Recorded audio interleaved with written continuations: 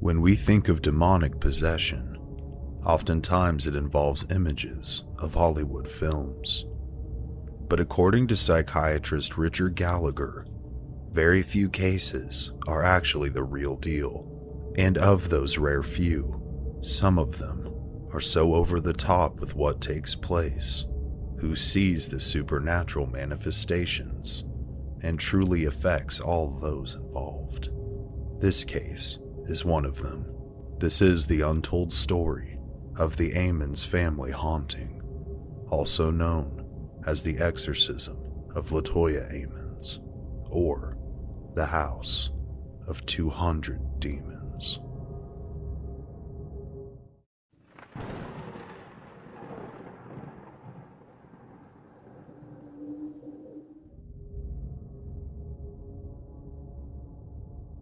In November of 2011, Latoya Ammons moved her 3 small children and her mother, Rosa Campbell, into a new home in a seemingly quiet neighborhood on Carolina Street in Gary, Indiana. The family was ready for a new start, and the children couldn't wait to move in. What they would discover is the home of their dreams would turn out to become something more reminiscent of their nightmares. At first, all seemed to be normal, and life was going well for the family. It wasn't until December that they began to experience strange and unexplainable happenings. In the dead of winter, Latoya Ammons had noticed large swarms of horseflies invading her screened-in front porch. She and her mother would kill them, but every single day, they would return in what appeared to be greater numbers. After some time, the flies disappeared, lulling Latoya into a false sense of security and filling her with a feeling of relief. But despite the absence of the flies, the strange happenings would persist. Every night around midnight, when everybody was in bed, they would hear footsteps climbing the basement stairs. In a state of terrified shock, Latoya and her mother would listen as the steps got louder and louder, eventually reaching the top. Once at the top of the stairs, the door from the basement to the kitchen would open, even if the door had been previously locked. But when the unexplained noises were investigated, all that would be found is the basement door open to the pitch black void below. One quiet night, Latoya was awoken by the sound of her closet door opening. As she turned to inspect the source of the disturbance, she saw a tall, shadowy figure emerge from her closet, and then it exited through her door and into the living room. Latoya leapt from her bed and followed the figure, and what she would discover would make her blood run cold. In the living room, she saw a silhouette of a very large man who was pacing back and forth throughout her living room. Who was this man? What did he want? And more importantly, what was he doing in her home? Latoya instinctually turned on the light in an attempt to confront the intruder. But to her surprise, the man had disappeared. Scared and confused, Latoya investigated further, and what she would find defied all logic. On the floor, in the same spot where the figure had been pacing, were a series of large muddy boot prints. How could something that was conceivably hallucinated have left a physical mark? Was this an entity attempting to convey a message? And if so, what was it trying to say? These manifestations, mysterious and off-putting as they were, did not scare the family. If anything, it just made them generally uneasy. It wasn't until March 10th of 2012 that those feelings would transform into pure, unadulterated horror. On the date in question, Latoya and Campbell were hosting a wake, mourning the loss of a family member, which was attended by a small group of friends and family. The wake had lasted long into the night, and at around 2 a.m. was abruptly interrupted by the sound of screaming. LaToya had been in her mother's room with her 12-year-old daughter and her daughter's friend when suddenly LaToya began screaming for her mother. Rosa sprinted into the room to find her 12-year-old granddaughter unconscious and levitating over the bed. After gathering their bearings, the family and friends surrounded the bed and began to pray. As they prayed, the girl was slowly lowered back down and onto the bed. What is going on, Campbell thought. Why is this happening? When the girl awoke, she had no recollection of what had just taken place. Soon after, the visibly shaken and traumatized visitors left the house and would ultimately refuse to ever return. What began as a place of family and safety had overnight become a place of terror and loneliness. Unsure of where else to turn, LaToya and Rosa called a slew of local churches, but most refused to listen. Eventually, they would get a hold of a church that was willing to hear their story, and once it was heard, the circumstance was undeniable. To the family's shock, officials at the church informed them that what they were dealing with was in fact a demonic occupation of their home. At the recommendation of the church, LaToya and her mother cleaned out the entire home with bleach and ammonia, poured olive oil on the children's hands and feet, and smeared oil in the shape of a cross on their foreheads. Seeking further guidance and expertise, they reached out to 2 clairvoyants who told them that their home was beset by over 200 demons. The family was instructed that their best course of action would be to move. However, they were strapped for cash, and moving was not an option at the time. Instead, LaToya, at the advice of the clairvoyants, made an altar in the basement. The altar consisted of an end table covered in a white sheet, and on the sheet was placed a candle and the statues of Mary, Joseph, and Jesus. She also covered the walls in the basement in salt, which was believed to add an extra layer of protection from the demonic. Dressed in white clothing, LaToya and a friend conducted a cleansing ritual inside of the house. They burned sage and sulfur, starting upstairs and working their way all the way to the basement, drawing crosses in the smoke in every room. Her friend read Psalm 91 as they proceeded.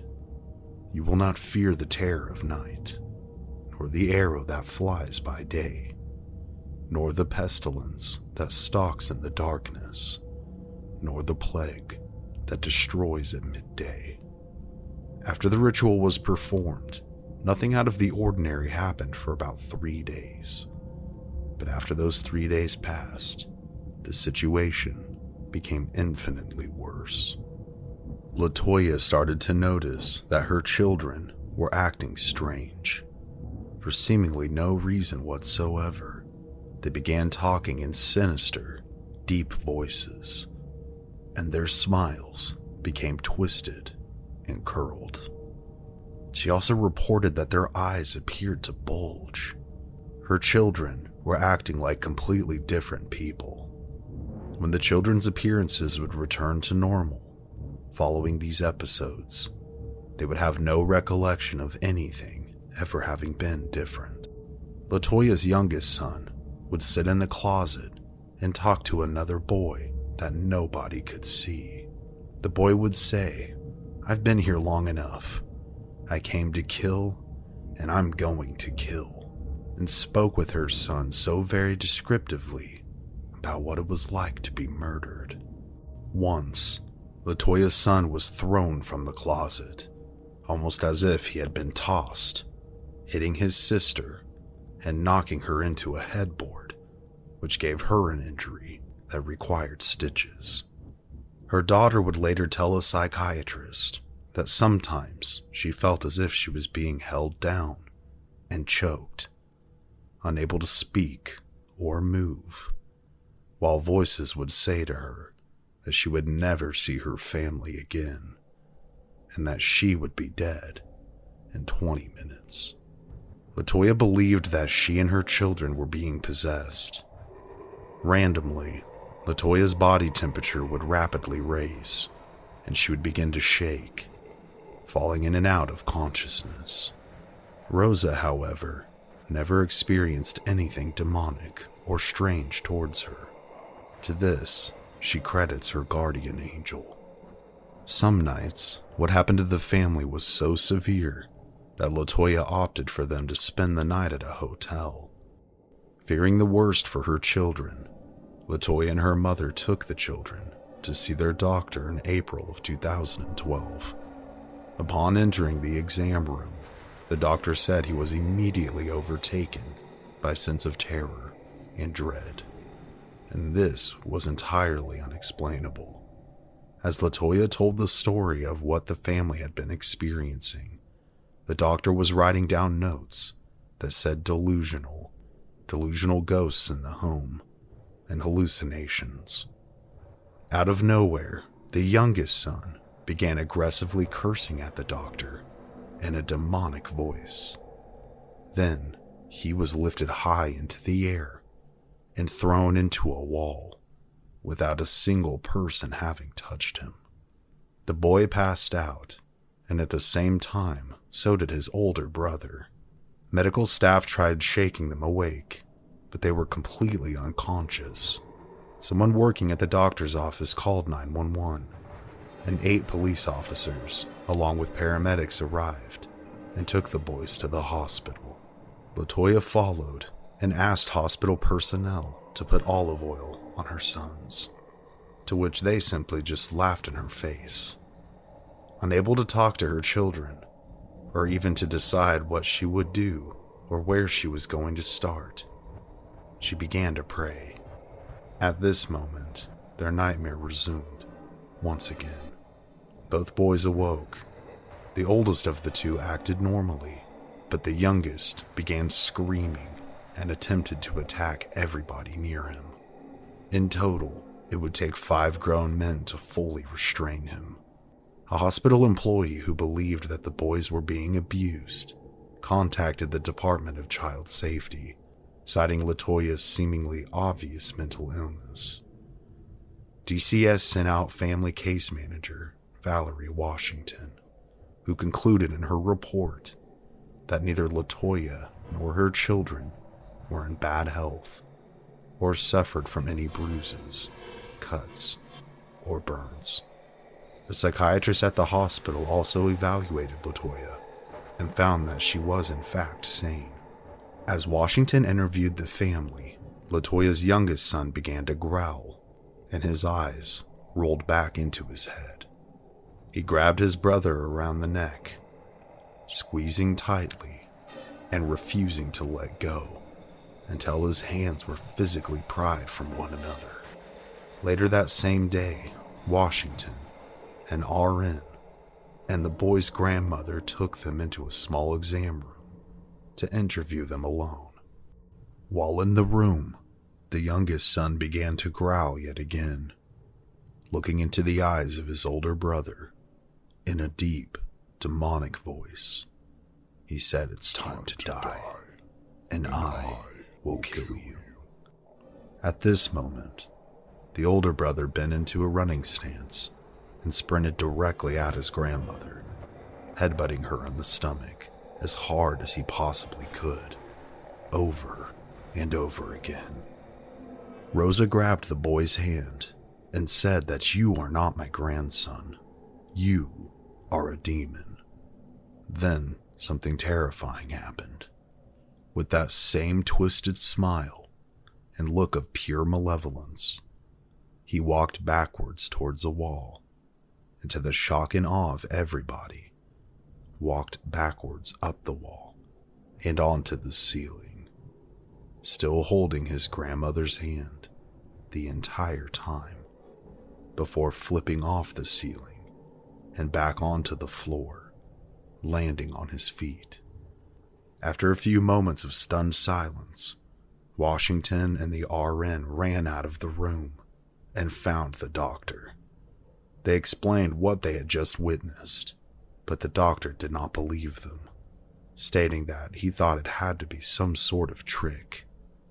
The doctor entered the room and requested the boy to do the trick again so that he could see it. The boy replied that he did not remember what had happened and was unable to recreate it. The RN, who was far from a skeptic of the demonic, said that he fully believed what was happening to the boys was the product of possession. And the case manager agreed, stating that there was an evil influence affecting the Amons family. LaToya's youngest son was admitted to the hospital, and she spent the night with him, while Rosa took the two older children to stay with a relative. The next day was the youngest boy's 8th birthday. DCS told Rosa to bring the other children back to the hospital, as they could further discuss what had happened. The family celebrated with cake and even sang songs. But once the party was over, LaToya received soul-crushing news. Washington told her that DCS would be taking custody of her children, as they believed they were being spiritually and emotionally neglected. The family cried together. They did not want to be separated, and they didn't understand why DCS had come to this decision. But unfortunately, there was nothing that they could do. On the morning of April 20th of 2012, LaToya would receive some rather unexpected assistance. The hospital chaplain contacted Reverend Maginot. The Reverend had never performed an exorcism before, nor had he ever been asked. But he agreed to help as much as he could. Visiting LaToya and Rosa at their home on Carolina Street, he interviewed them. While they spoke, Rosa commented on a flickering light in the bathroom, which stopped each time the Reverend walked over to it. It must be scared of me, he thought. The interview would be interrupted once again when Rosa pointed out that the window blinds in the kitchen kept swinging, even at the absence of an air current in their home. Maginot also said that he saw wet footprints in the living room, and during the interview, LaToya complained of a migraine. The Reverend wondered whether this could be attributed to the demonic activity, so he placed a crucifix on her head. She then began convulsing. After interviewing the two women for 4 hours, Reverend Maginot was convinced that the family was being tormented by demons and that they had overtaken their home. He blessed the house and told them the house wasn't safe and that they needed to leave immediately. So the two moved in with a relative. A week later, DCS sent Washington to the Carolina Street home to verify whether or not the home was safe for the children to live in. With her, she had a Lake County police officer and 2 other assisting officers, one being the Gary police captain.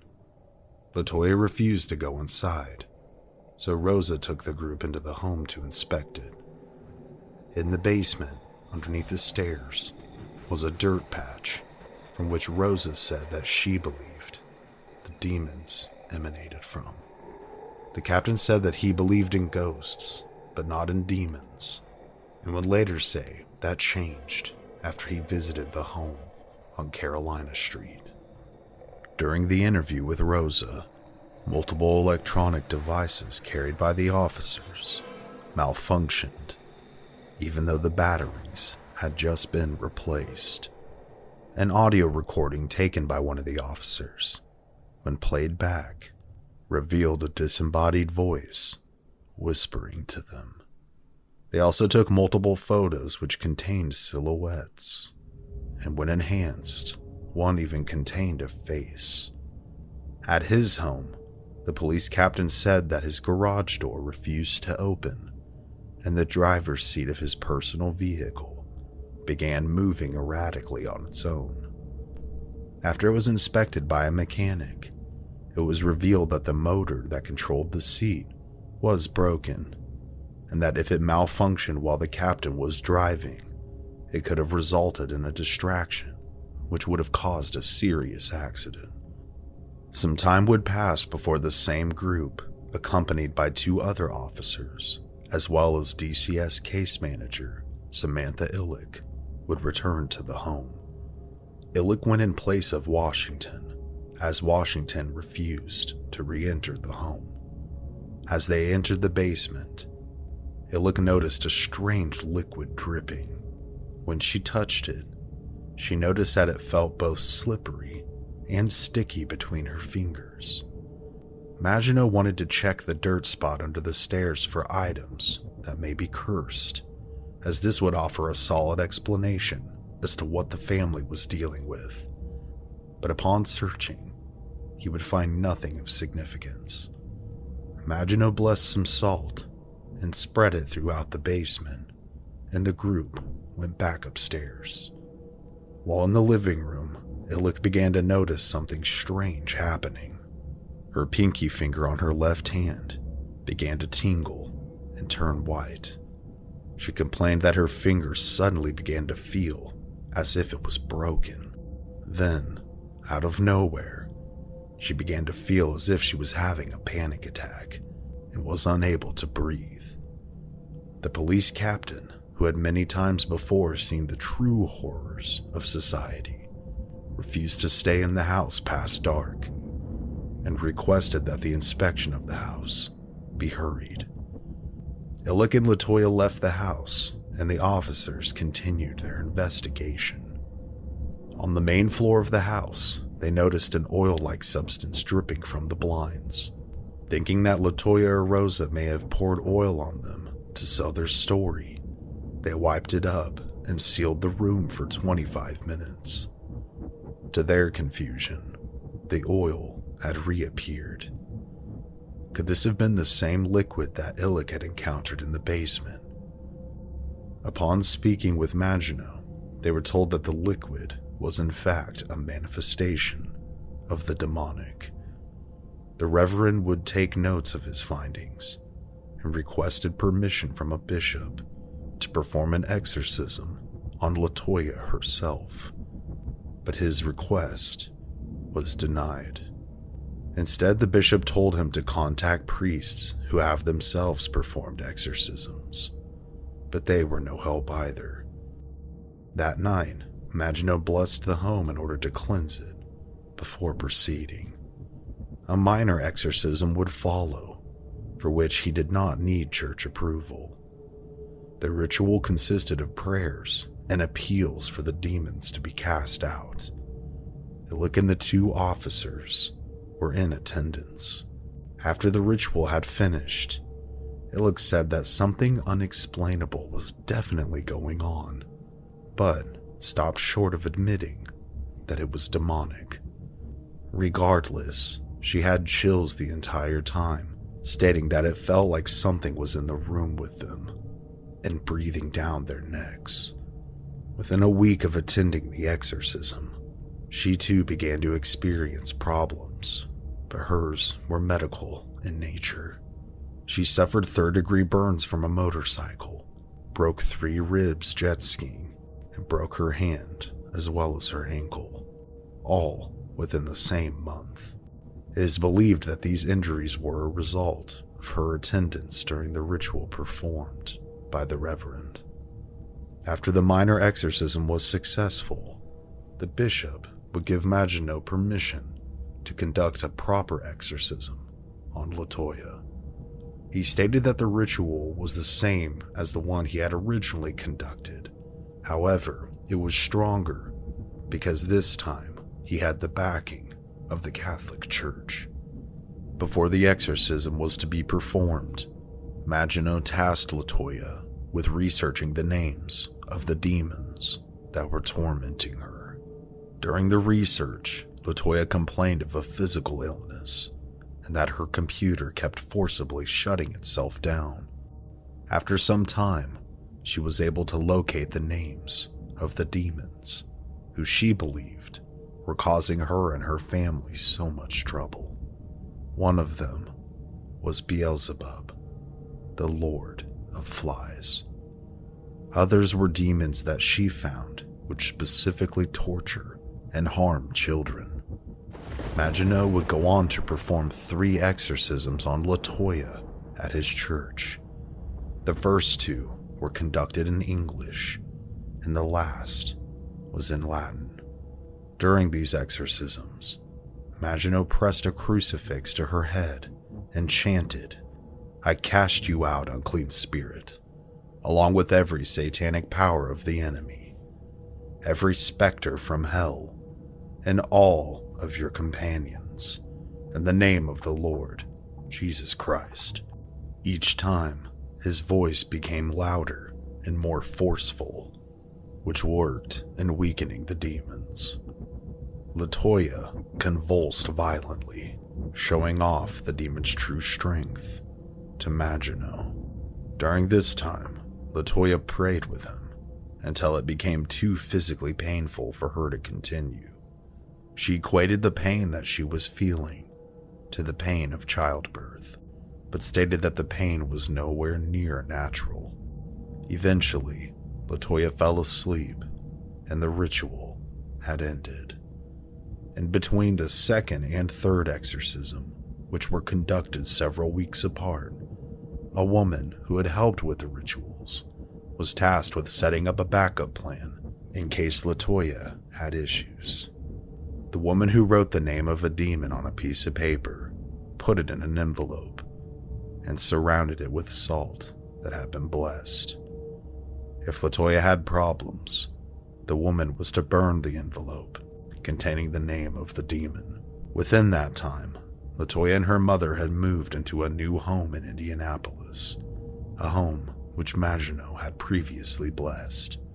One night, as a storm raged outside, LaToya would call Maginot complaining that she was having horrifically bad nightmares pertaining to demons. So, the woman was instructed to burn the envelope, and after this, the nightmares would cease. Time would pass, and new tenants would eventually occupy the home on Carolina Street, and the landlord would say that since the incidents involving the Ammons family, no other paranormal activity had been reported at the residence. LaToya would eventually regain custody of her children in November of 2012, and DCS would regularly check up on them until January of 2013, when they would ultimately close their case. They noted that there were no demonic presences reported at their home in Indianapolis, and that her children felt much safer within its walls. Ammons thanked God for guiding them through, and the family would go on to live happily and quietly without any semblance of demonic intervention. So, if we accept at face value those who witness these bizarre and demonic manifestations, we must ask just what could have caused the haunting or the summoning of the entities. Did LaToya mess with something that she shouldn't have? Was it something indeed invoked within the property itself at some point? Or could it have been generational? It's hard to tell, but what is incredible is that nurses, officers, and other officials of the state bore witness to these happenings. Although not descriptive as some of my other videos, the information at times is scarce, so I did the best I could to piece everything together. It is believed that the other 199 demons were under or serving Beelzebub, which certainly made himself present with the swarms of flies in the depths of winter. Ultimately, I am glad that this family was able to free themselves from the ensnaring trap of the devil and his minions. Not everyone is so lucky, and in due time, we'll cover cases that reflect that. So my advice, if you enter a home, let alone live there, and feel as if eyes are boring a hole into the back of your head, and you feel scared for no reason, trust your gut, because ultimately, it could end up saving your very soul. When a young woman begins to experience horrific visions, daymares, during her waking life, she will seek help from her parents. Believing the matter to be spiritual, they consult a priest who tries to drive multiple demons out of her body.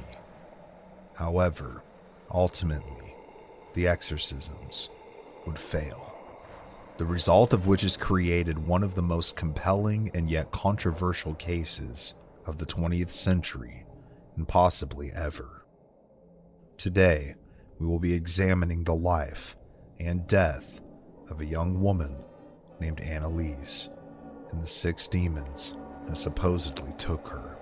This is the untold story of the exorcism of Annalise Michel, and what a terrible and truly horrifying story it is.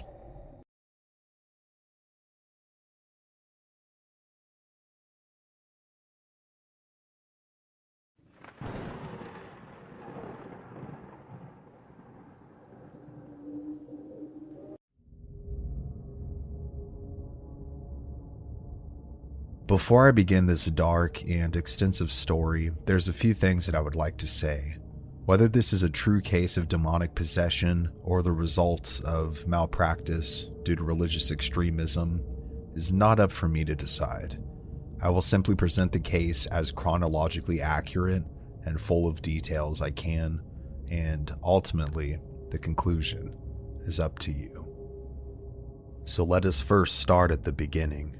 Joseph Michel, who had served in the military during the war, was thankful to have returned to his family's small village following his imprisonment by the Americans and sequential release in late 1945.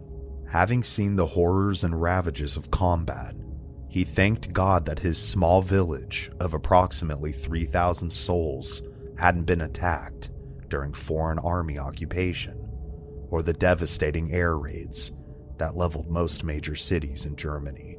He would be reunited with his family and would assume a job within his family's business. And during this time, he would meet a woman named Anna, a local girl, and within 2 years, the couple would be married. Born as Anna Elizabeth Michel on September 21st of 1952 in Leipzig, Bavaria, West Germany, Anna was a very shy and somewhat sickly child as she grew up. Michelle was raised along with her 3 sisters as very religious, and as a family they would all attend Mass twice a week.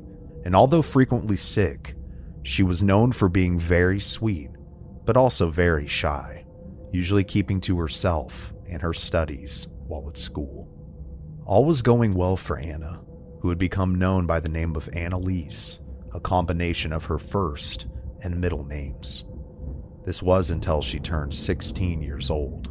Shortly after her birthday, Annalise had a moment where she fainted in front of her younger sister, and upon her sister calling her name and poking her in the arm. When she came to, she believed that she was just exhausted from studying too much and decided to lay down for the night. But that night, little did she know that her torment would begin. As she slept in her bed, shortly after the clock had struck midnight, Annalise would awaken in a panic as a giant force, as she would later describe it, was holding her down. She felt the area around her indent, as if a very large person or creature was sitting on top of her. This entity then began to press on her stomach, which caused her to urinate. Panicking and unable to breathe, the poor woman called out to God in a desperate attempt to stave off whatever this thing was. Convinced that she was dying, she pleaded to be freed. However, upon the nearby church clock tower sounding the quarter hour, it was all over. All pressure had ceased, as if it was blown away by a wind. Whimpering in terror now, Michelle changed her linens and would barely sleep that night. She would inform her mother the following morning that she felt very ill and was exhausted. And who can blame her? So her mother allowed her to stay home from school. Nearly 1 year later, during the day of August 24th of 1969, whatever it was, decided to strike again. Just as what had happened before, she had blacked out earlier in the day, and later that night, right after midnight, yet again, she felt the familiar but terrifying large force begin to hold her captive yet again. She was unable to breathe and unable to call for help. Again, she would be freed by the tolling of the church clock bell tower. Upon informing her mother of this second incident, her mother was unsure of what was happening to her poor daughter, so she decided to take her into the family physician, a man named Dr. Vogt. At the recommendation of Dr. Vogt, they would board a train to Offenburg to meet with a neurologist by the name of Dr. Siegfried Luthi. Dr. Luthi that day would run a variety of tests, all which would come back negative, and unsure of the results, he asked them to return on August 27th for a follow-up appointment and more tests. One of the tests ran upon their return in August was an EEG, which recorded normal alpha-type brain activity. Coming up yet again empty-handed, the doctor still had to account for the convulsive episode that his patient said she was experiencing. So he diagnosed her with temporal lobe epilepsy, and from here, she'd be placed on a drug known as Zintrapil, an anticonvulsant. And this worked for a time, but as 1969 would progress, she would become very sick. In December, she would contract pneumonia, which would be further complicated by a tuberculosis infection. She became too ill to further attend her studies and was forced to drop out of school at that time. She would remain back at home in her bed until January of 1970, at which point her condition still hadn't improved. So as a result of this, she was transferred to the hospital in February. From here, she was placed in a sanatorium in Middelburg, one that specialized in bronchial and lung disease. She made some improvement there, but would also have other issues diagnosed. When spring came, she longed to go home, to see the beautiful lush hills of her village, instead of the jagged and ominously gray mountains that surrounded her. Unfortunately for her sake, she was not yet permitted to leave, due to her condition still needing to improve, as well as new diagnoses of cardiovascular circulatory problems. Although sad, Michelle understood what was happening. However, this all too persistent and familiar force that had come to plague her would visit her yet again on June the 3rd of 1970. The same massive, paralyzing entity would grip her with ice-cold and unseen hands. This time, however, Annalise tried everything she could to free herself, and in her desperate attempts, a lone scream would finally manage to tear loose from her lips. And this scream was heard by the night nurse, as well as the young doctor that was on duty that night, both of which rushed to her aid. As the two entered the room, the specter released its grip on Michelle. By this point, all of the commotion had woken up the other girls in the wing of the sanatorium that she was in. Michelle would be assisted with changing her pajamas and bedding, and tried to sleep under nurse supervision that night. The following morning, the girls' gossip had reached a fever pitch. They began to speculate if Annalise had previously had a head injury, or if she had water on the brain. Annalise herself, however, didn't pay much attention to them. She was becoming withdrawn and was still weak from the previous night's episode. She was more concerned with what was going on with her health. As the day progressed and dust settled on the horizon, while the other girls were headed to the cafeteria, Annalise opted to stay in her room, stare out her window, and say her evening rosary. As she prayed, the voices of the returning girls seemed louder than usual. However, what once appeared as massive and foreboding mountains appeared more beautiful this time.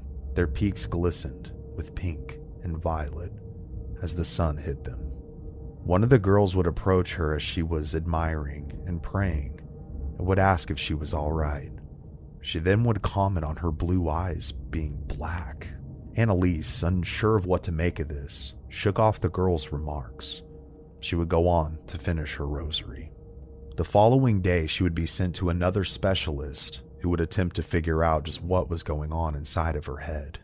After a day's worth of tests, including EEGs yet again, they would find no evidence of anything being wrong. However, with her now documented history of epileptic seizures, the doctor, Dr. Keller, would recommend a new anticonvulsive drug be prescribed to her. Upon returning to the sanatorium, Annalise would begin to experience a new and terrifying manifestation. In her normal waking life, she would begin to see horrible, demonic-looking creatures that were seemingly stalking her from the shadows. They would appear in the mountains, in her corridors, and even in her room. Upon seeing their gnarled faces, she would often fall to her knees and beg the Virgin Mary for grace to make these terrible visions go away. After 6 more weeks at the sanatorium, she would be examined once again by a physician, and again have more tests ran, and yet again, she would be found to have no abnormalities in her brain scans. With this conclusion, she would finally be allowed to return home to her family. Her return home was happy at first, being back in her own bed, surrounded by familiar faces. But yet Michelle found herself soon worrying about going back to school and readjusting, and of course, about her persistent health problems. However, she would end up returning to school to finish. This time, of course, she would be visited by multiple doctors all throughout the year to monitor her health. She would have several more seizures, although seemingly not as severe as the ones previously experienced. And although those had seemed to be pretty minor, she was still experiencing horrific, disfigured visions. She began to share this with her mother, and after time and time again of the doctors not finding anything abnormal about her, Anna began to think that something supernatural was taking place. One evening, the two parents discussed this matter in particular. Anna tried to convince her husband that what was plaguing their daughter was of the devil. She told him that Annalise had been seeing horrible and twisted faces all throughout the day and night, sometimes in the mirror, or looking out a window, or even through the faces of other people. One vision in particular that Annalise had relayed to her mother disturbed her so much that she had to share it with her husband, Joseph. Annalise had told her that upon seeing the statue of the Virgin Mary in their living room on their mantle, that her eyes turned black. A hideous grin appeared on her face, and her small, delicate hands began to twitch and then morph into thick, grotesque claws. Seeing the sincerity in his wife's eyes, Joseph, although silent for a few minutes, decided that the family should ask for guidance through prayer. With school finally finished for Annalise before university, a summer trip was in order. After consulting with the doctors about his daughter's condition and discovering her depressive thoughts that she had shared with them, Joseph decided to take his daughter to the shrine of San Damiano in Italy, in hopes of not only aiding her spiritually, but hopefully mentally as well. The shrine had been created by a woman named Rosa Quattrini, who over time experienced multiple miracles and received messages from the Virgin Mary, including to have the shrine built. Later becoming known as Mama Rosa, she would work alongside Padre Pio for many years. So in due time, with the assistance of a teacher, they organized a trip to the shrine and were on a bus headed through the Italian countryside. Upon their arrival and exiting of the bus, amidst the beautiful vineyards that surrounded the location of the garden in which the shrine was located in, a dark presence would envelop Annalise. Surrounding the shrine was an open space which allowed for pilgrims to kneel and pray.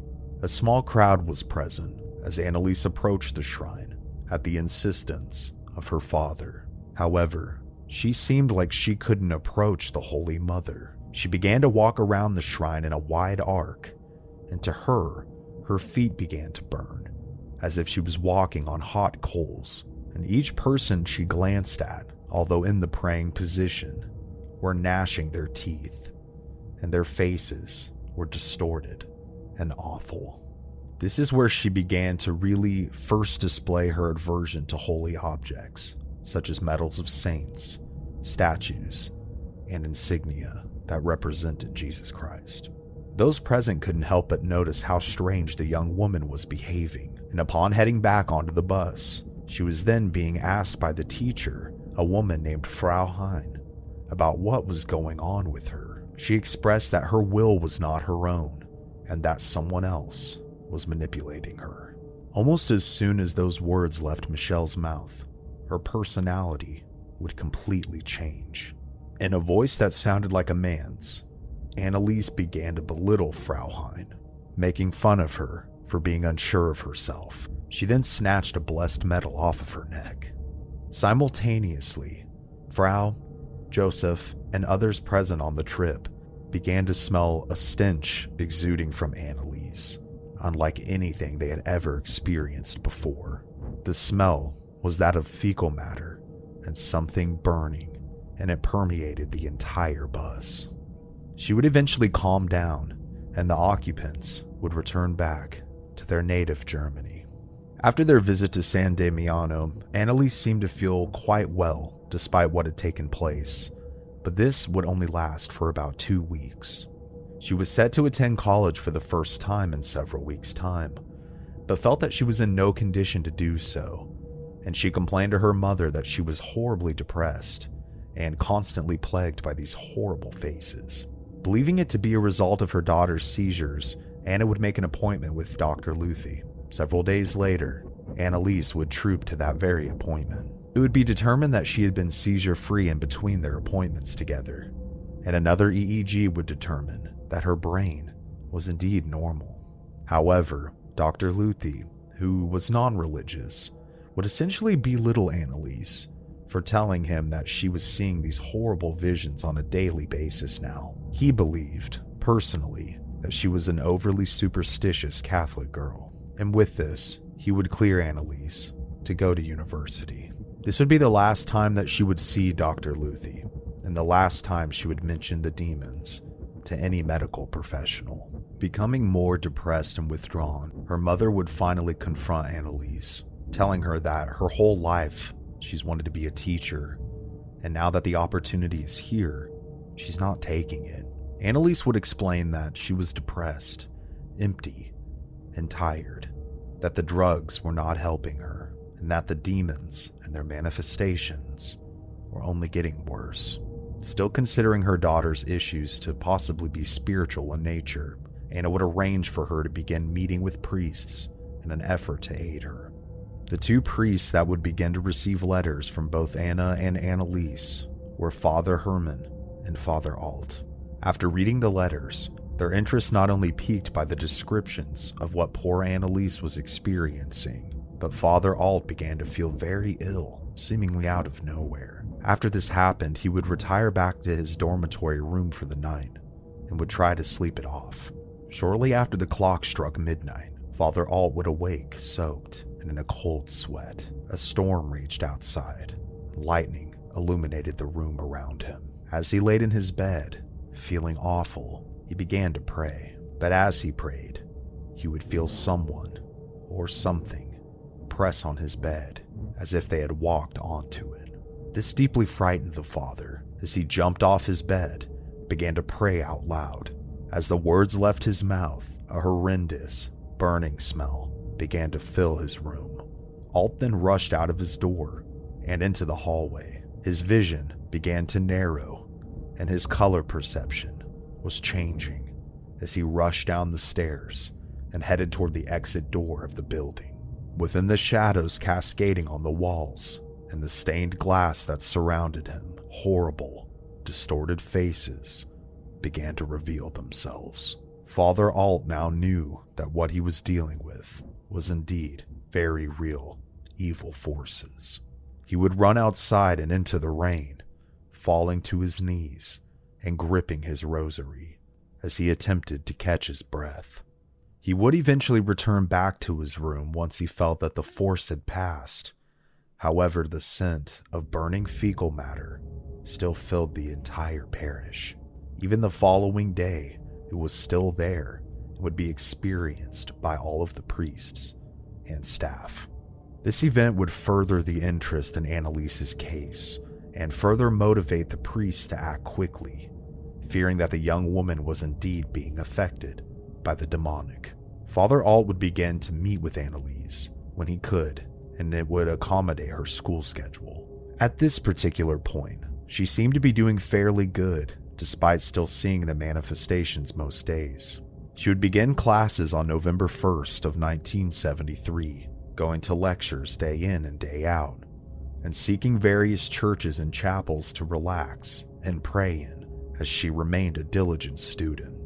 And her life, despite these awful visions that bothered her still, was about to change. At the end of November, Annalise would meet a fellow student by the name of Peter. He was somewhat like herself, was very shy and friendly, but was outgoing when you got to know him. The two shared many classes together and would soon fall in love. Several weeks into their relationship, however, Annalise would tell Peter to stop seeing her, fearing that when the demons came back, he wouldn't want her anyways. But despite what his new girlfriend was telling him, Peter denied this and still refused to leave her side. Soon after this, Annalise would go in for a checkup evaluation, where she would have an EEG yet again, except this time, the doctor administering the EEG, a woman named Dr. Schleip, would find patterns of epilepsy. This is significant because this is the first time out of all of the other times that any patterns of epilepsy had ever been found.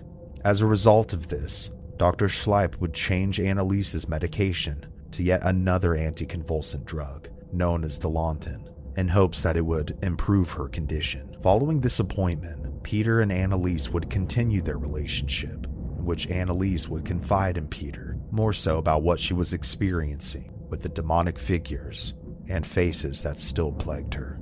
Peter had also become aware of the awful stench that seemed to follow her, especially when she was experiencing these supposed hallucinations. And as their relationship progressed, he wanted her to join him in meeting his family and friends, but Annalise refused, worrying that they may not be as understanding as Peter. Michelle would ultimately express that she did have moments of clarity where she did feel like herself, but every so often, those devils would reappear.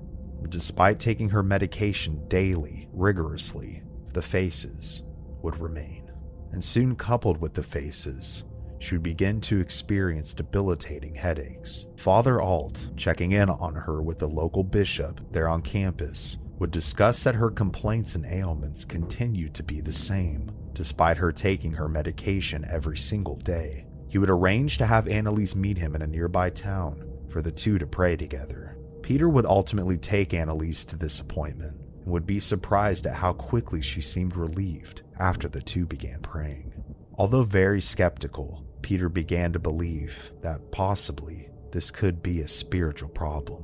I did want to take a moment here and say that there's so much information about what happened to Annalise in her life, and I've been pretty thorough up to this point, but I'm going to do a few briefer sections leading up to the paranormal manifestations that worsened her life, just because if I sat here on every painstaking detail, we'd be here all day. Following the meeting with Father Alt, Annalise's depression would return. She told Peter that the clanking of knives and forks sickened her, that the demons wouldn't let her eat. Coupled with her losing weight and becoming ever more reclusive, other witnesses to the strange behavior she exhibited began to grow as well. One incident in particular, a mutual friend of both Annalise and Peter, named Anna Leipert, witnessed something that she would never forget. In July of 1975, with Anna, Annalise, and Peter sitting in Annalise's dorm room, having a casual conversation, suddenly, out of nowhere, Annalise's face contracted and contorted into something demonic in appearance. Her entire body then went stiff as a board, as if she was entering a catatonic state. Obviously freaked out by this, Anna asked Peter what was happening, and Peter simply replied, It's the demons. She's under possession. Not knowing what else to do, the two prayed with Michelle, and it would take an hour and a half for this episode to be over. Following this happening, it became clear that Annalise could no longer be by herself and attend school. The two would reach out to her parents, and several days later, they would move the young woman back to Klingenberg. Upon arriving, Annalise was able to start eating again, but her other problems continued unabated. If anything, they worsened greatly in a very short period of time.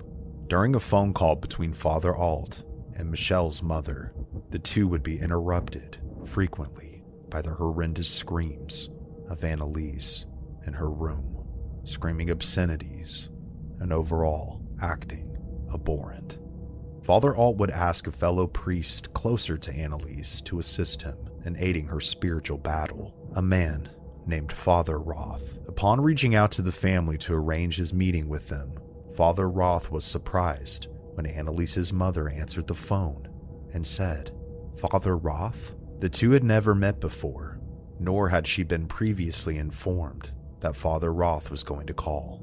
Bewildered, he said, "Yes, that's me." He was then informed that Annalise had told her that he was going to phone. That right there to the priest was an indication of the demonic, knowledge of the unknown. He would arrive a week later, and upon entering the house, he could hear the girl scream from her room above. A horrible stench, like something burning, like dung and sulfur, filled the room that he and Mrs. Michelle chatted in, the main living room of the house. Trying to find the source of the scent, he checked all the other rooms. He checked outside, in the kitchen, everything that he could think of, and yet he could find no explainable origin for this horrible smell. Mrs. Michelle would inform him that Annalise had been in the living room roughly 20 minutes before his arrival. Stepping outside to avoid the scent, the two would chat further, and Father Roth would be informed of Annalise's outbursts of rage and all around her bizarre behavior. The family would beg him to pray over her, to which he agreed. Reluctantly walking upstairs to Annalise's room for the first time, he couldn't help but notice the abnormal amount of dead bugs that lined the hallway. Upon opening the door, he would be besieged by the girl. She began cursing at him, screaming at the top of her lungs, telling him to not dare take the crucifix out of his pocket, which he had not told anyone that he was carrying. She ran out of the bed and up to his face, suddenly stopping an inch or two away, as if she was frozen. Her eyes blackened, and she said, "Oh, priest, you may try." She then collapsed to the floor in a catatonic state. This was more than enough for Father Roth to rush to arrange a meeting with Father Alt to discuss what exactly had taken place. Within 2 days, they would meet in person, to which Father Roth would explain that he had no doubts that the girl was being troubled by demons, that he had no doubt that it was indeed the real deal. Therefore, the two together would seek to move forward with a formal permission to begin the exorcism process. During the wait for the final set approval, the course of the next year would weave a web of disgust and horror as her family, Peter, and the priests would experience a plethora of horrendous manifestations at the hands of Annalise. Following Father Roth's initial visit, Annalise had become extremely restless. At most, she was only sleeping 1, maybe 2 hours a night. She would run through the house on all fours, barking and screaming like an animal. She would visibly be forcibly moved by something that she couldn't see. During her prayers, which were constant at this point, she would do knee busters, standing up and kneeling down at the expense of her knees.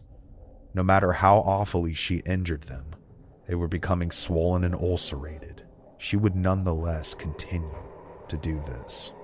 She would scream constantly.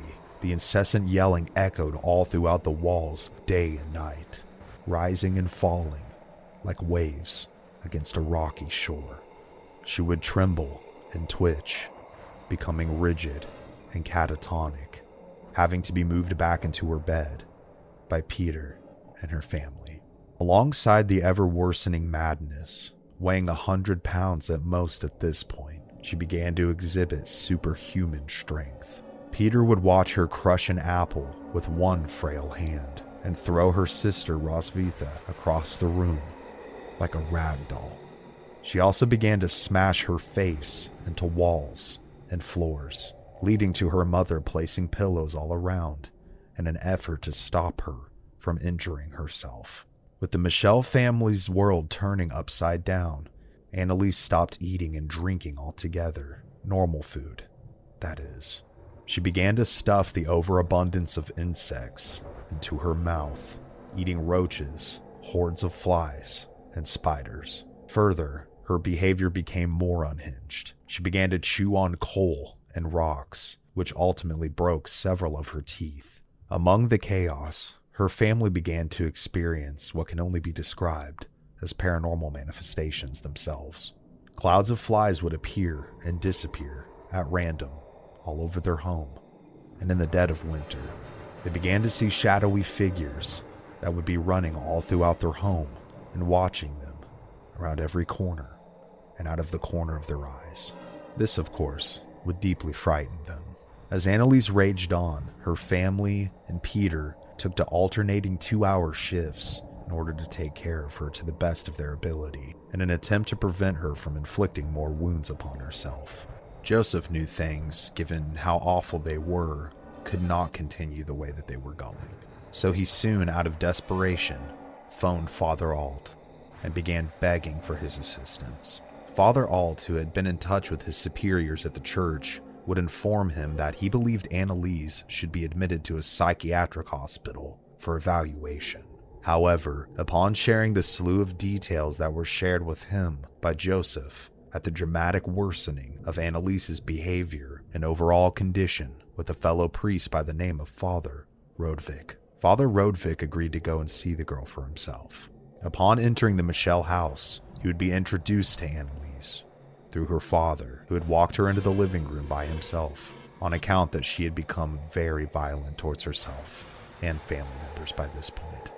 Sitting down beside her, Father Rodvik asked her, "What is your name?" Her response, in a very low, altered voice that was not her own, was Judas. Over the course of the next several hours, the father was able to have a normal conversation with Annalise, as she went from being under an outside influence to herself having no recollection of the latter. Then, towards the end of the meeting, she would slap the father across the face and then stand up, walk towards the piano, and begin playing it as if nothing had ever happened. Father Rodvik informed the family that he would indeed help her and support them, and that he ultimately believed Annalise to be possessed and would seek action immediately. After much deliberation, the church finally came around. A priest by the name of Father Renz, an experienced exorcist, would be tasked with the ritual, and on a cold and rainy day, it would begin. September 24th, 1975, he would arrive at the Michel residence. After discussing the plan with her family, he would proceed up the stairs and walk into the viper's den that was Annalise's room.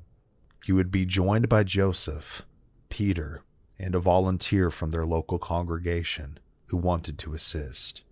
At first, all was quiet, even silent. Annalise, or rather the demons, were not engaging Father Renz, but when he began the ritual, he sprinkled holy water on Annalise, and she began to shake and scream. She started to bite the men who were holding her, lunging at the priest. She attempted to attack him. It would take all 3 additional men to hold her down. We draw what we know what happened from an entry in Father Renz's diary. He would go on to say that she would sound like a man, speak Latin, and eventually be reduced to a catatonic state, following an all too familiar pattern from what we already know.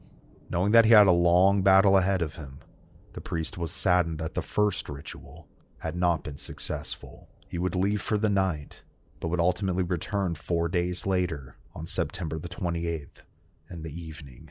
He then brought with him a recorder in hopes of providing a record for future study within the church.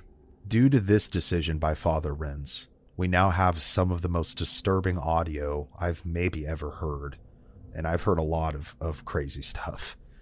This is just a portion of what he recorded. Ja, ich will auch für die anderen leiden, damit die nicht in die Hölle kommen und so.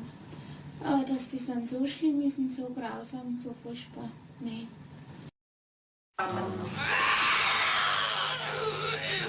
Gekletze!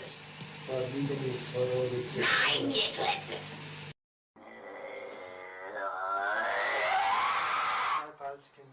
Ich hab ein Moderschlag!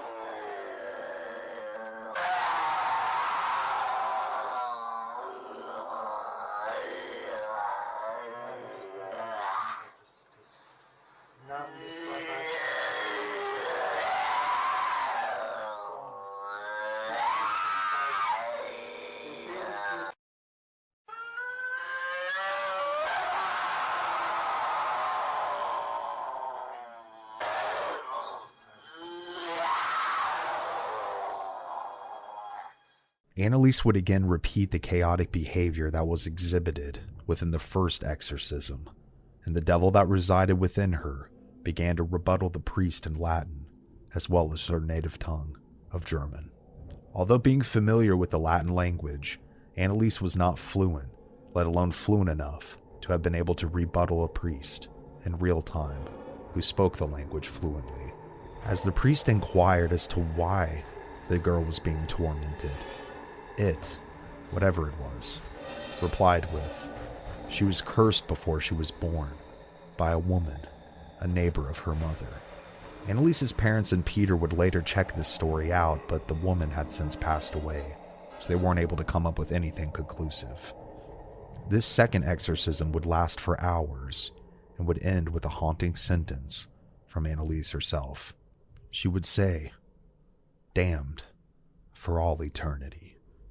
She would then curl back up into a catatonic state, like a statue. Now, we only have some details here and there based on the diary entries, interviews, and audio recordings, but this would ultimately continue for months.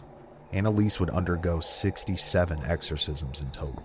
She would reveal that she was possessed by 5 demons, and their names were Cain, Judas, Nero, Fleischmann, and Lucifer, the devil in the flesh. There is one more demon, but it's a name that I feel like if I say it on YouTube, I will probably get demonetized. You can look it up for yourself. Just simply go to her Wikipedia page, which I will also be linking down in the comments below. Cain, known from the Bible as the first murderer, the originator of violence. Judas, as in Judas Iscariot, the man who betrayed Christ. Nero, the crazed Roman emperor who tortured Christians for his own sick enjoyment. Fleischmann, who was a disgraced priest local to the land. And finally Lucifer, the Prince of Darkness himself.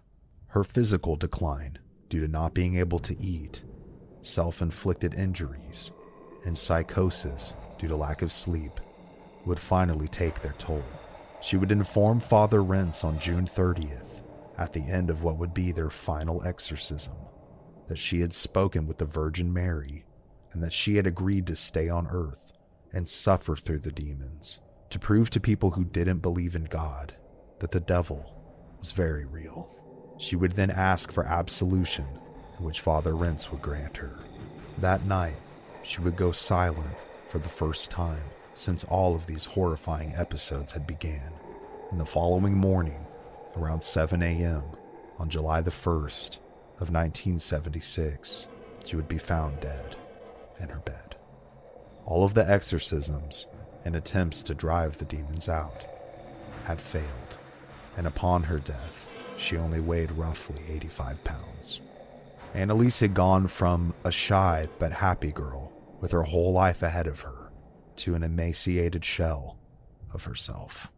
Just how did we get here? Was it malpractice? Was she mentally ill? Or was it truly the hands of the demonic that snuffed her out. After multiple calls had been made by her grieving family, a man named Dr. Keller would perform the post-mortem examination, and it's important to note the following details because honestly it's really intriguing. Her death was determined to be caused by starvation and possibly aggravated and tremendous physical exertion in the final weeks of her life. He would find that her inner organs surprisingly were healthy and not damaged, as well as her brain, which showed no signs of epilepsy, not even on a microscopic level. Curiously still, no bruising, bed sores, or ulcerations were found on her skin. In the ensuing aftermath, the priests were arrested and charged with negligent homicide, as well as Joseph and Anna. The trial and case overall would become a highly debated issue among the German people of the time, with some being convinced that she died at the hands of Satan himself, and others that it was the fault of malpractice on behalf of the priests and her parents. The trial would last for months, with doctors weighing in with their opinions, lawyers, witnesses, and just the whole works. And although I have those details here, there is so much to it, just the trial itself, that honestly I would probably have to make a whole other video in total just to cover it. The verdict, however, in my opinion, is the important part of what followed her death. After a much heated debate, ultimately, Michelle's parents and the priests involved would be charged with negligent homicide and would be sentenced to 6 months in prison. The 6 months ultimately would be reduced to 3 years of probation, as well as a fine, given the unique circumstances of the case. The church would draw a ton of heat as a result of what happened. They would ultimately retract the confirmation that Anneliese Michel was indeed possessed. Michelle had been buried under hurried circumstances, and as a result of this, as well as multiple religious people sharing that they had visions of her body untouched by decay, she would be exhumed almost 2 years later, with the intention being to have her buried in a nicer coffin.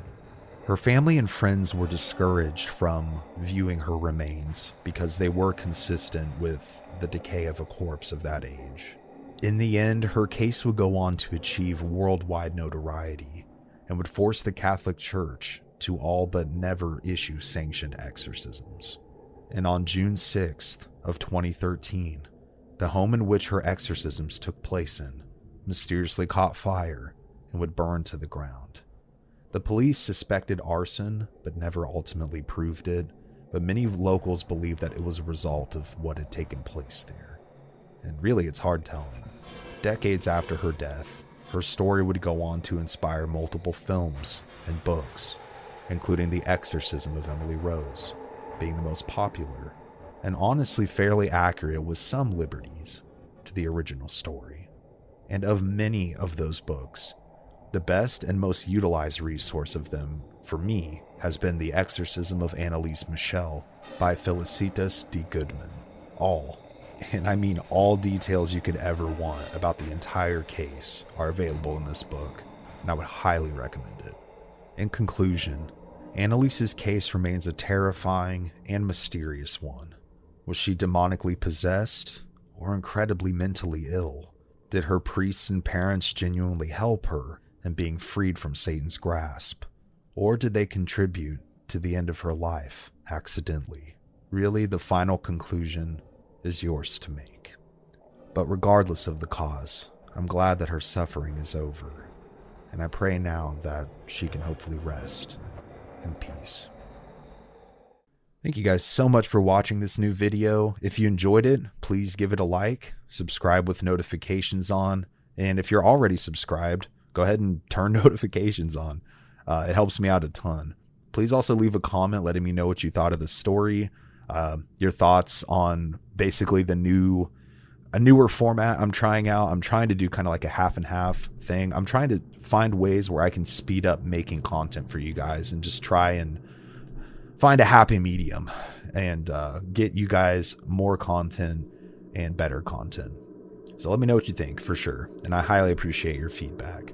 This case took a really long time. I mean, probably 2-3 weeks to research. And I really hope that I did Anneliese's story justice And I hope you guys learned some stuff that maybe you wouldn't have known before or otherwise. Anyways, I appreciate you guys. I love you guys. And I will see you next time. This has been Cody here at Mystery Archives. Remember to stay safe out there and take care.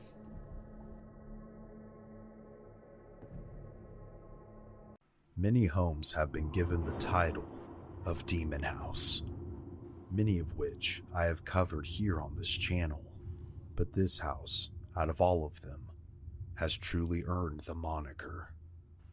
From the time the soil was dug up during the Victorian era, a curse seemed to be placed upon the land.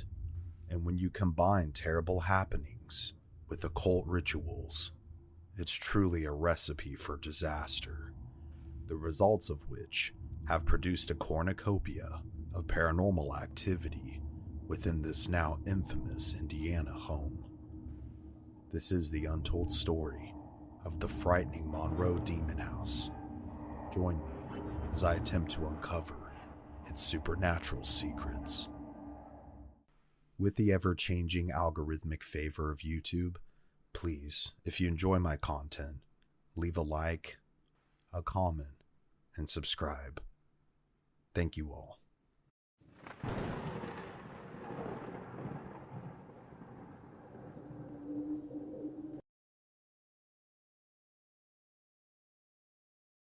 Information available on this property is scarce at best, but I have done my best to find out as much as I could to try and provide you with the most cohesive picture possible.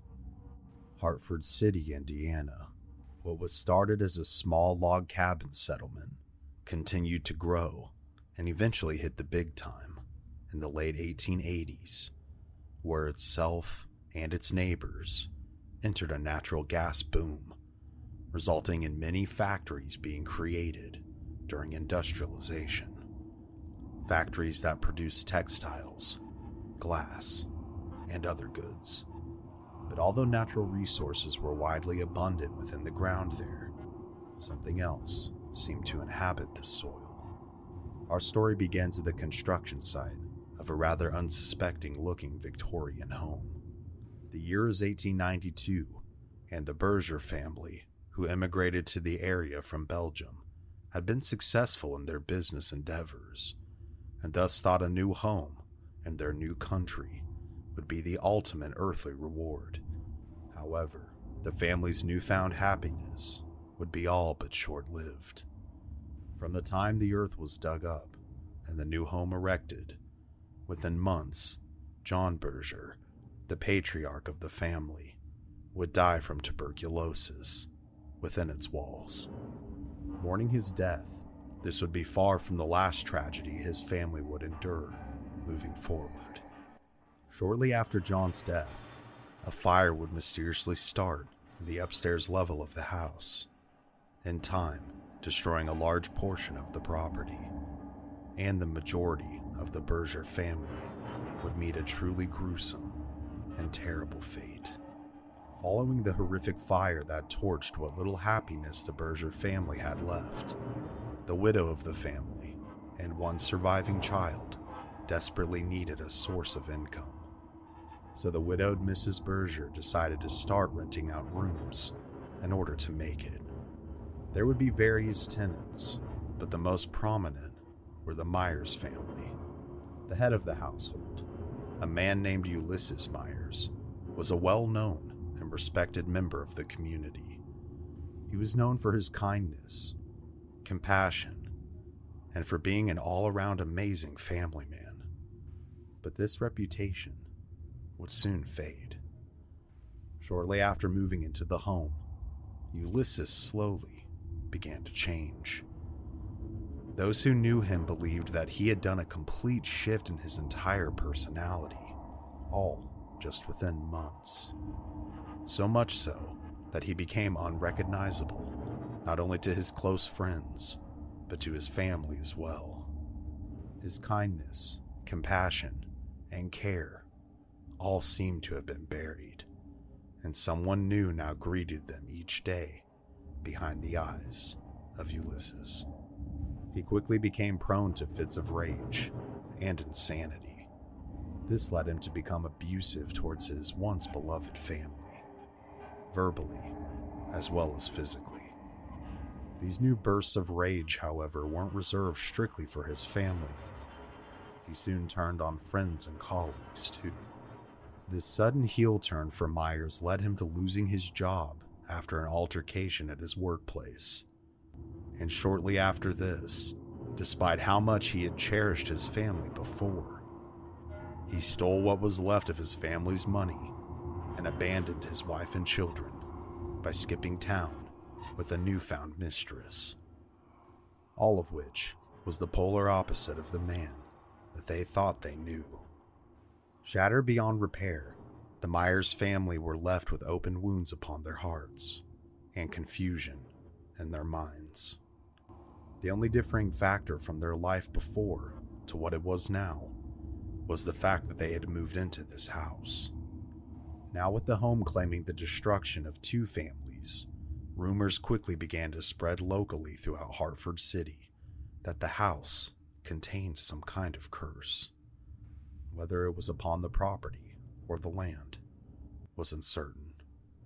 The Myers family soon moved out, and due to the rumors, Mrs. Berger was unable to keep tenants to help support her and her surviving child. Thus, she was forced to sell the property at a fire sale rate in order to start somewhere new. What happened to the Bergers is unknown. With this sale, a revolving door of tenants and owners would begin. As soon as one family would move in, they would almost immediately move out. Again and again, this cycle would continue.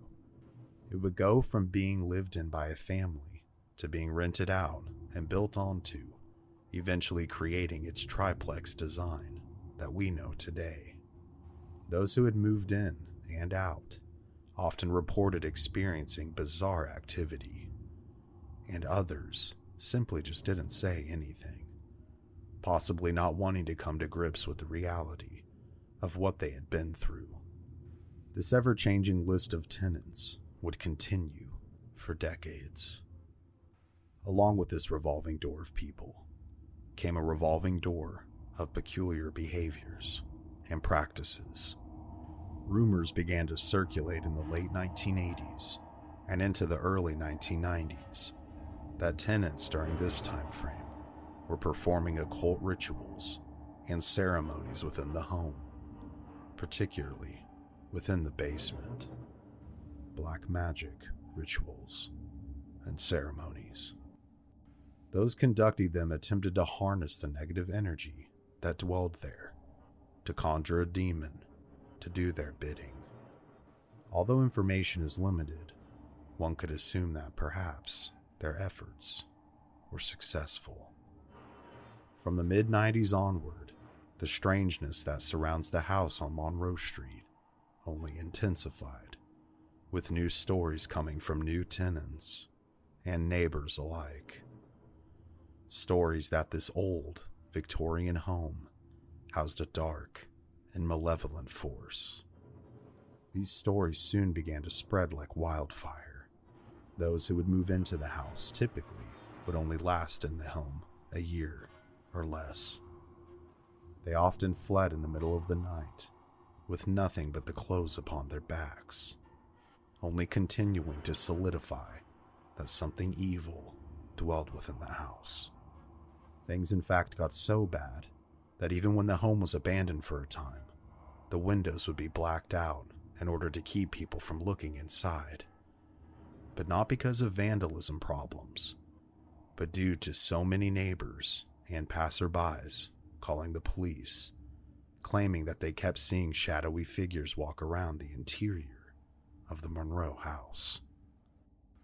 With the home providing a plethora of paranormal evidence and experiences, this soon drew the attention of paranormal scholars and investigation groups from all over the country.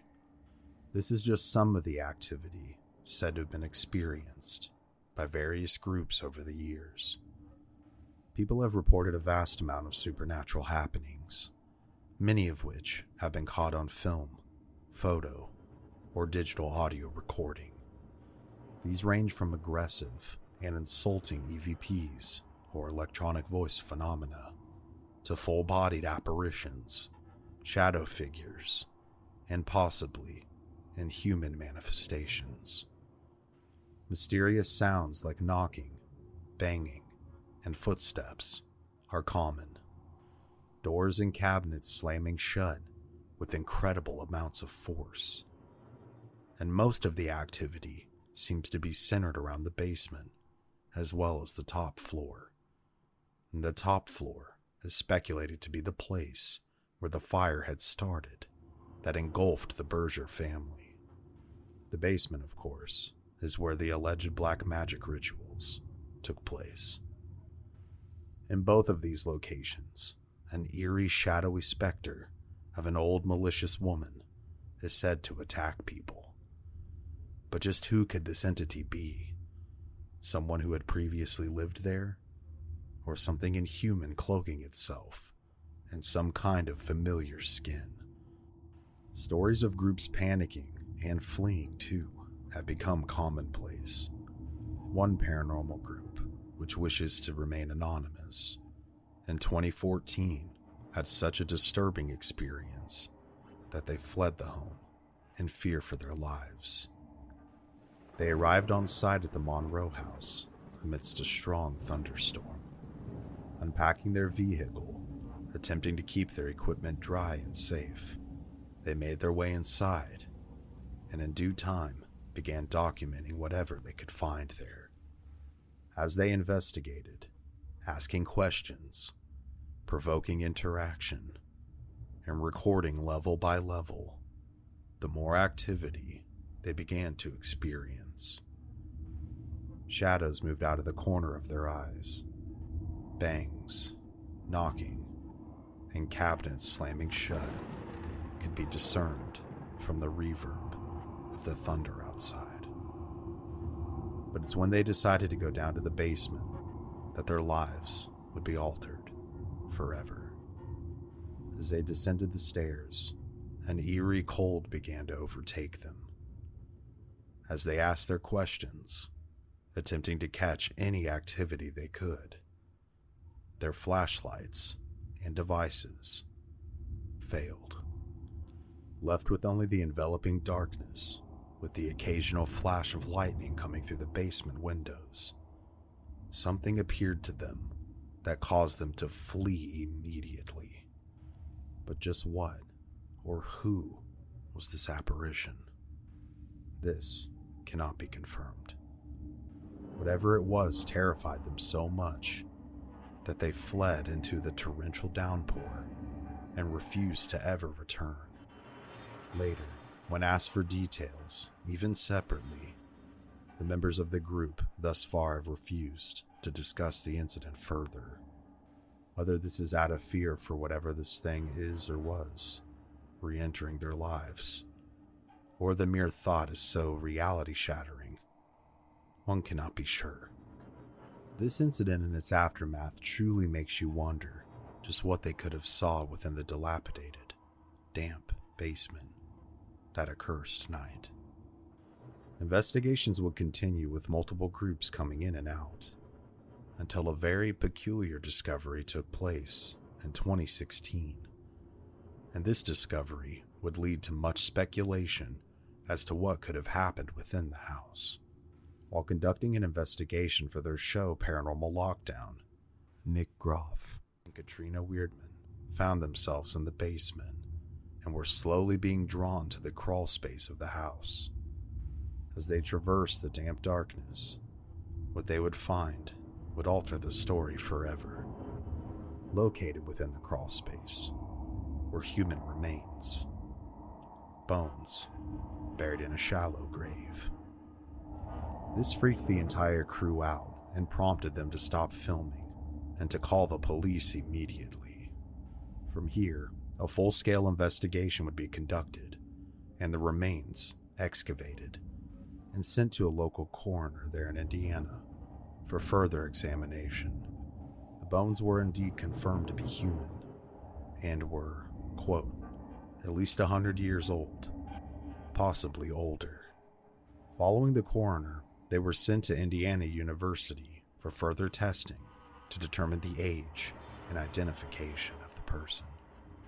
At this point, the final outcome has not yet been reported, such as the age of the individual found, or their identity, or potential cause of death. The presumed investigation is still underway. Let's put a brief pause on people being allowed to enter the now privately owned home. But that pause has since been lifted, with many more investigations taking place over the years since. And with these investigations, even more paranormal activity, and aggressive activity at that, has been reported. These investigations also range from amateur to professional, from the average Joe to YouTubers and famous paranormal teams. Those who have entered the walls of the Monroe Demon House have experienced, in addition to previously mentioned activity, strange sights, smells, and feelings, demonic snarls, growls, and even full-blown attacks have happened, and these have involved scratching, biting, and being shoved. Oftentimes, these more intense manifestations are accompanied with aggressive and commanding EVPs, where people's names are often used. Windows slamming shut with so much force that they shatter, leaving fragments of glass all over the floor, just like the fragments left of the lives of the families who once dwelled there, has also happened. One previous owner of the home allegedly even jumped out a window on the top floor upon being attacked by a demonic apparition. Imagine that for a moment. You're so terrified that you would rather risk diving through a window at the top of your house, breaking it ultimately, let alone falling however far and injuring yourself out of pure fear and fight or flight, instead of dealing with whatever this thing was that was attacking you, rushing towards you. That to me is bone-chilling. Others who have stayed more recently have also reported puddles of strange liquid throughout the house at varying times and with seemingly no origin. Horrific nightmares if they manage to sleep, and why you would ever choose to sleep there is beyond me. And even strange footprints or paw prints, such as this one, have also been discovered multiple times. So with all of these high strangeness manifestations, we must ask ourselves, just what is it that lurks within the Monroe Demon House? Could it have been a curse placed upon the land, something that predated the building of the house? It's certainly possible, in my opinion. To somewhat back up that claim, Native American artifacts, such as arrowheads, have been found around the property, but nothing significant that would indicate some kind of a curse. No burial grounds or mounds, from what I could find. What if it was a generational or family curse? Again, it's possible, but seems somewhat unlikely from what I've seen. The Berger family, up until the home was built, had great success in their endeavors, and for all intents and purposes, seemed happy and thriving, until, of course, they weren't. Then there's the enigma of the Myers family. Did Ulysses Myers lose his mind due to the home? One could certainly make that connection, considering his complete shift in personality. But what was it in particular that caused him to change so drastically? This question, and more, we may never truly be able to answer. All we can do is speculate.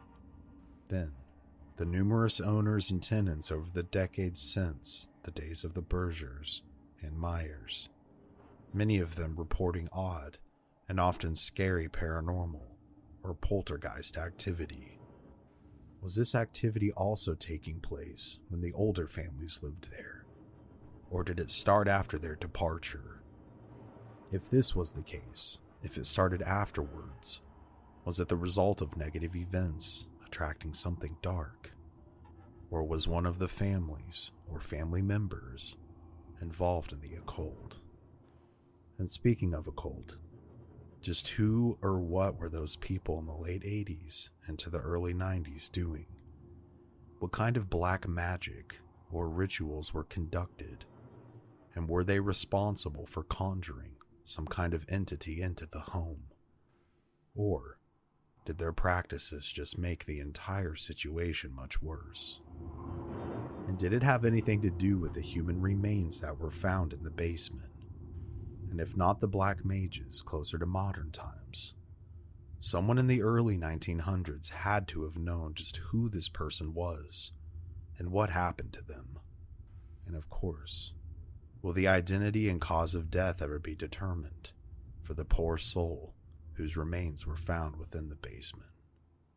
As you ponder all of these questions and attempt to draw your own conclusions, I want to leave you with several final questions. Will the activity ever cease? And will the origin ever truly be determined? All of these questions honestly may not have answers. Perhaps they're out of our scope of understanding, or perhaps the answers have just simply been lost to the sands of time. But one thing I can say for certain is this. Given how many people have experienced dark and spine-tingling paranormal activity within this house, and taking into account how long it has been occurring, this is one home that has truly earned the name the Demon House. Because a demon is precisely what may just be lurking within its depths. Curiosity is a fascinating element of the human condition. Our innate impulse for discovery has led countless souls to scale the heights of mountains and dive into the deepest abysses. But can curiosity be dangerous? Can we stumble upon something we shouldn't have in our explorations into the unknown? Consider the case of former NASA engineer Bill Vail, who after a chance encounter with a strange ritual finds himself plagued by a merciless evil that threatens to ruin his life. Yet, he is just as haunted by a burning desire to know the truth about what is tormenting him. Today, we will be exploring the untold story of Bill Vail here on Mystery Archives. Please don't forget to like this video and subscribe with notifications on so you never miss a new upload. All that stuff helps me out a bunch, so thank you.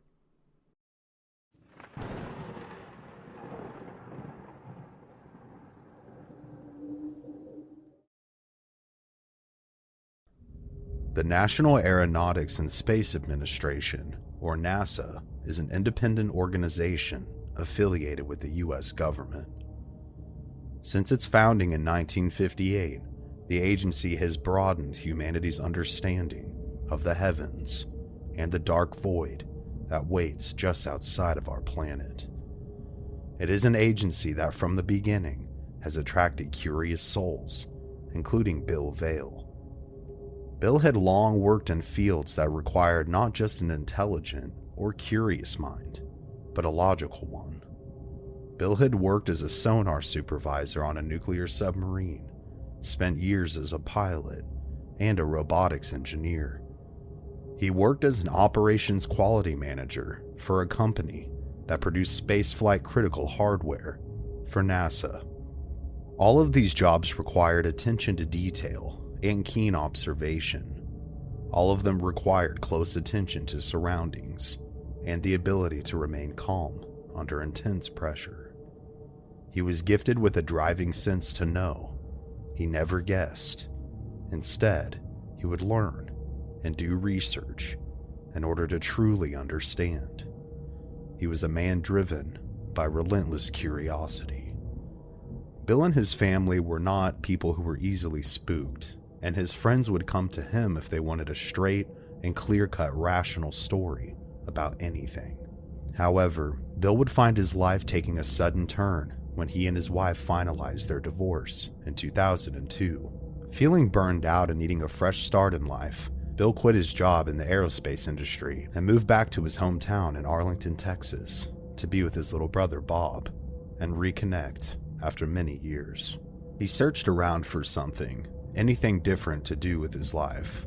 He found an ad for a job at the same water purification company where his brother worked and decided to roll the dice and take the opportunity. And during this time, he looked for a house and found one that was well within his budget.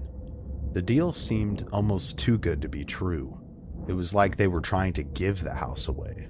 Early, during Bill's employment at his new job, his employer had received a call from a client asking for someone to be at her house at exactly 5 p.m. Not a minute earlier or a minute after, but exactly on time. Wanting to prove his competence to his fellow co-workers, Bill went ahead and accepted the job.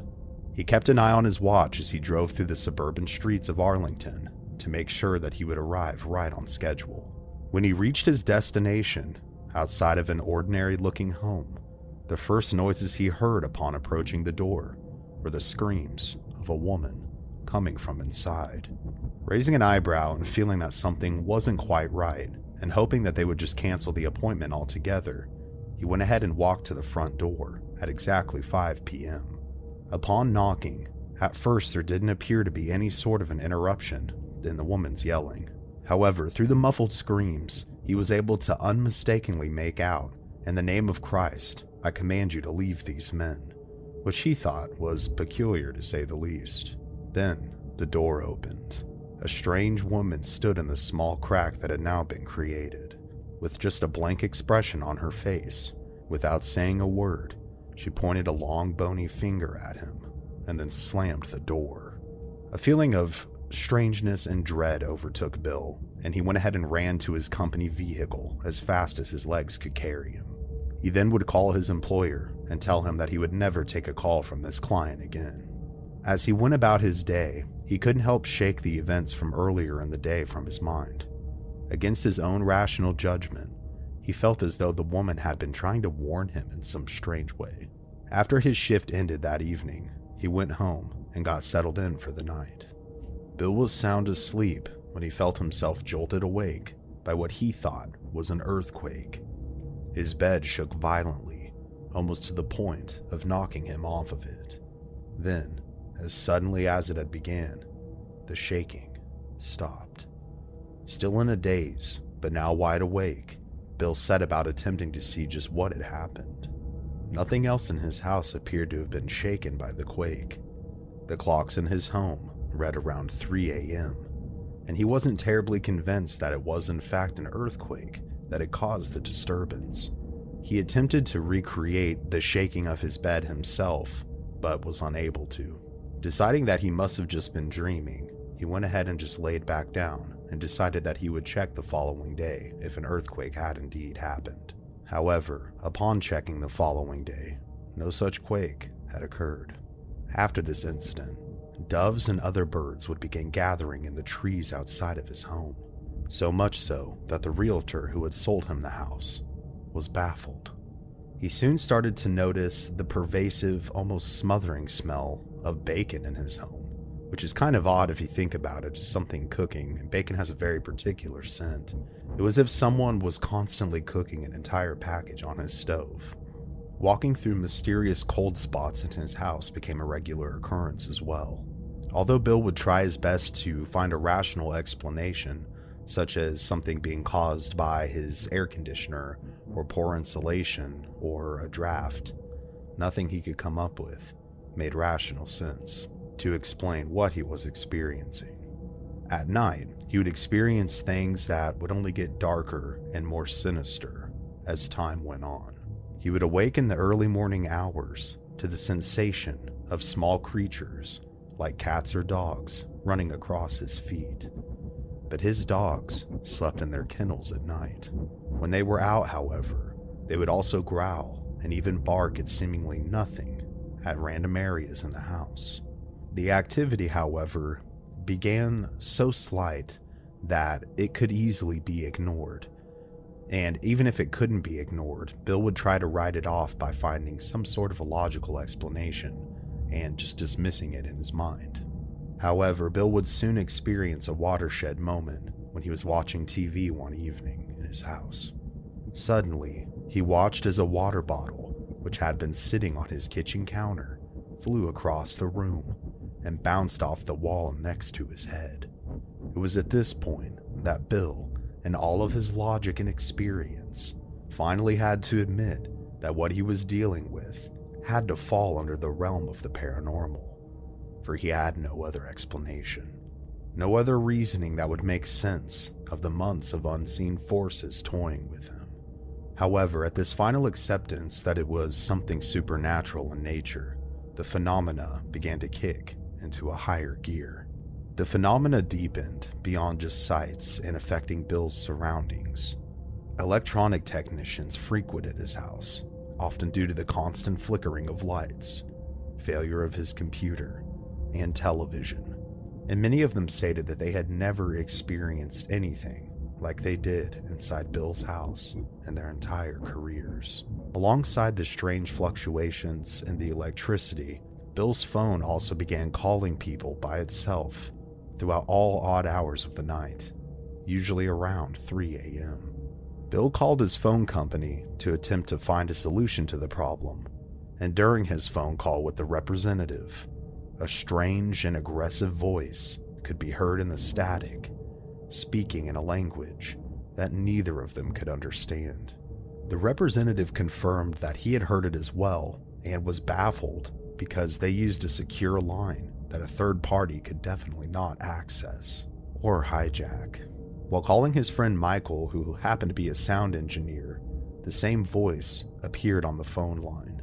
Bill told Michael to hang up because he believed that there was something evil about this voice, but Michael had already began recording the conversation. However, upon the phone call ending, and upon Michael reviewing the audio that he had recorded, no such voice could be found. Bill soon needed more confirmation that other people were seeing what he was seeing, so that he could rule out if he was crazy or not. He invited his brother Bob over and asked him to stand in his bedroom closet with the lights off. Bob thought it was an odd request, but he went ahead and agreed, and went and stood in his brother's closet with the door closed. Bob would emerge a little while later, a bit disgruntled, but when Bill asked him if he had experienced anything, all he had to say at that time was that, "I think the closet needs to be cleaned." However, later, Bob would reveal that during his time in the closet, 2 large boxes had fallen behind him, and the cord for the overhead light had smacked him across the face. It spooked him enough at the time to where he didn't want to speak about it. At one point, when Bob was at Bill's house in his den, sitting at the bar while writing down information for an upcoming appointment of his, he began to hear something rustling around in the trash can and out of his line of sight. He ignored it for a time and soon thought that possibly it could be Bill's dogs that were getting into the trash. So concerned, he stood up and went over to inspect it. However, not only was the trash untouched, but as he passed by to where it was, he noticed that Bill's dogs were all crated in their kennels. On another occasion, he briefly used Bill's house as a pit stop on the way to an appointment, and after using the restroom, Bob noticed that the sway light from the ceiling was moving back and forth quite erratically and on its own. Dismissing it at the time, he thought that it was just the AC unit that was making it move.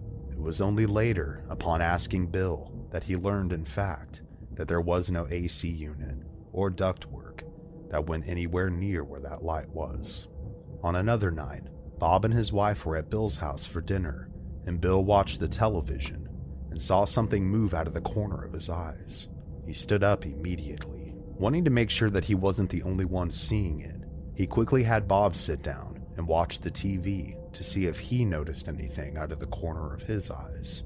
Soon, a look of shock came over Bob's face as he saw something move in his closet. When Bob's wife sat down, she too gasped after a moment as well. All 3 of them would sketch out what they saw, and they all drew the same thing: a small 2 to 3 feet tall being that looked like an imp. For those unaware, imps are demons from European folklore and myth. that are depicted as small and mischievous, goblin-like, and they were familiar spirits of witches, or even the devil's personal attendants. After this, Bill told him everything that he had been experiencing, and Bob then offered to let his brother stay with him until they figured out just what exactly was taking place. However, appreciating the offer, Bill decided to decline it. His reasoning was that he felt that if he left, he would be giving in to whatever was tormenting him, like it had won over him. Following these events, his bedroom became a constant source of torment, as the bed would sometimes shake violently, and other times just enough to keep him awake. Small hands would depress his mattress and even hit him from underneath.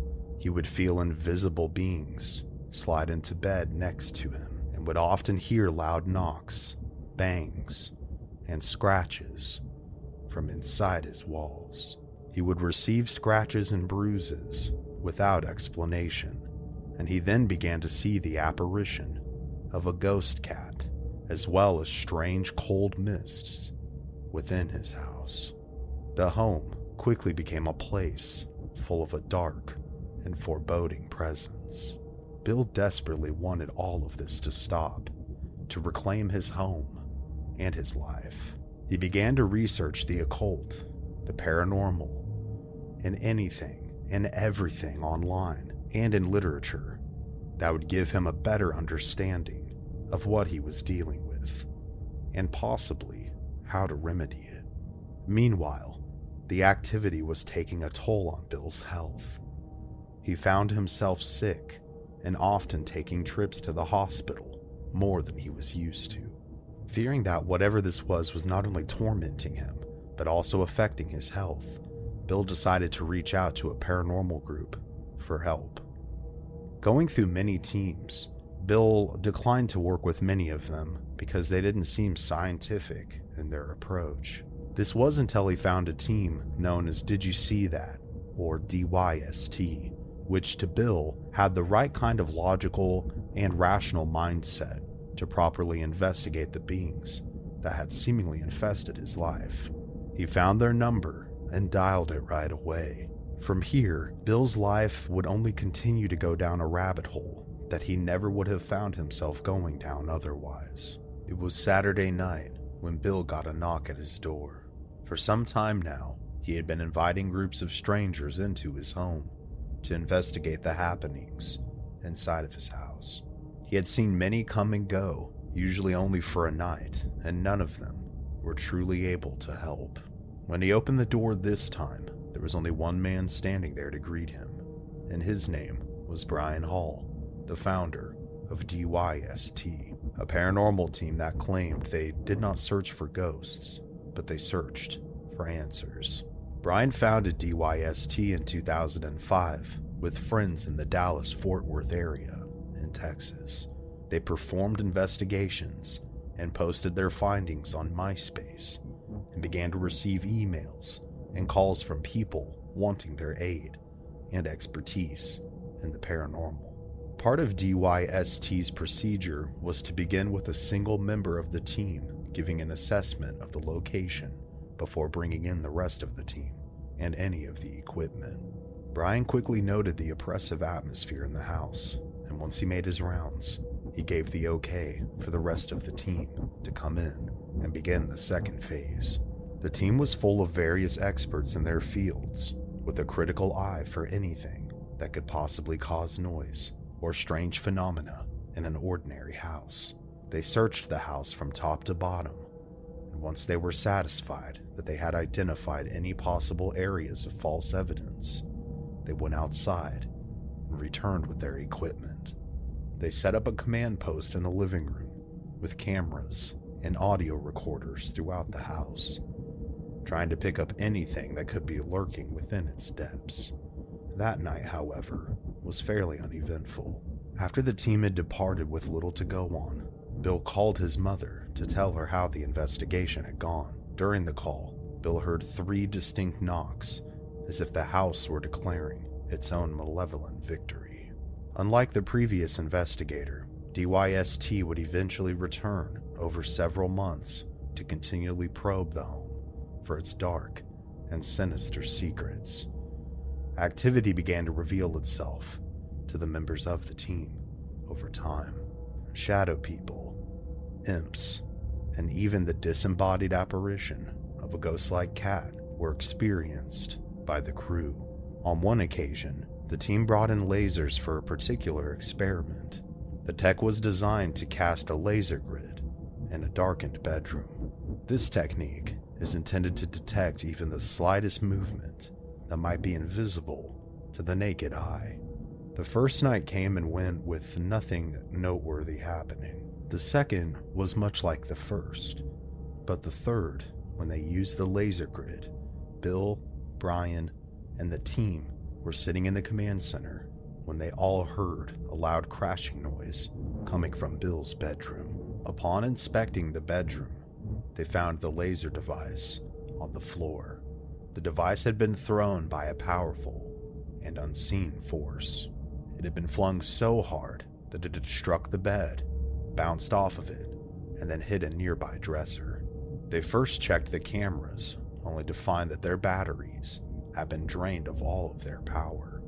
This was a common occurrence during investigations at the house, and it was a pervasive obstacle to finding any visual evidence. And we often hear this in many paranormal investigations, especially darker ones. For some reason, they tend to drain battery life as if they're feeding off of it. The team noted times to where they could audibly hear the moment that their cameras were switched off by something that they couldn't see. Luckily, they found out that the audio recording devices were still functioning when the phenomena occurred. When they played back the audio, not only did they hear a loud crashing sound, but they heard something else entirely. They heard a disembodied voice say, "He's coming back. Time to put it back on," just before the laser crashed and hit the floor. Despite the lack of visual evidence, Brian was determined to catch the phenomena on video. The next time they arrived at the house, they brought even more cameras and more laser grids. They set up the equipment as before and let the newest teammate, Sean, lay in bed in the master bedroom, and he called out into the darkness, "If you're there, give us a sign." Within an instant, the laser moved with violent force, causing Sean to cry out in surprise. The rest of the team then rushed into the bedroom to gather the equipment and to assess the evidence. All but one camera had been completely drained of power. The device had been pointing directly at the laser. The footage it caught not only showed the laser being shoved, but a strange mist that formed around the laser, turning it into a violent and aggressive vortex before the activity occurred, and then finally dissipating after its conclusion. During another investigation, Bill and his brother Bob and his wife Cindy would attend, and in addition, he invited a friend, Chuck, and his wife, Melissa. Chuck Kelly had been longtime friends with Bill through golfing. To call him a skeptic to the paranormal would be an understatement. His wife Melissa, however, was a woman who not only believed in the paranormal, but was sensitive to it, and that allowed her to see beings that were invisible to the naked eye.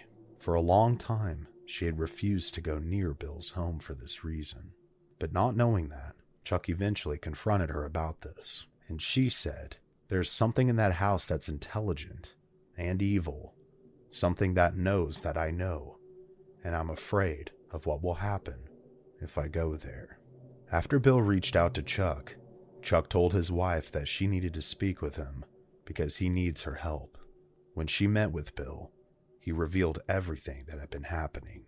Despite knowing the danger of the entity in his home, Melissa was moved by Bill's plight and agreed to attend the next investigation with Chuck. The day of, she felt apprehension. She sensed that the entity was furious at her coming and wanted to harm her. Her mind's eye saw a beast like that of an ape, throwing itself against the walls and windows of the house, daring her to come inside. So with a deep breath, she did.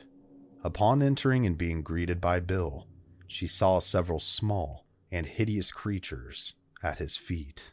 They stood on two legs, and they looked like hunched over little men. Disturbed, but seeing that no one else was noticing these beings, she ignored them as best she could and continued her journey through the home. When she got to Bill's bedroom, she said that the imps were at their most comfortable in his room and played across the furniture and on the floor. Halfway into the room, however, she froze. She searched every corner of the room wide-eyed and with her hair standing on end. She sensed something horrible and intelligent lurking out of her sight and out of the corner of the room in the closet.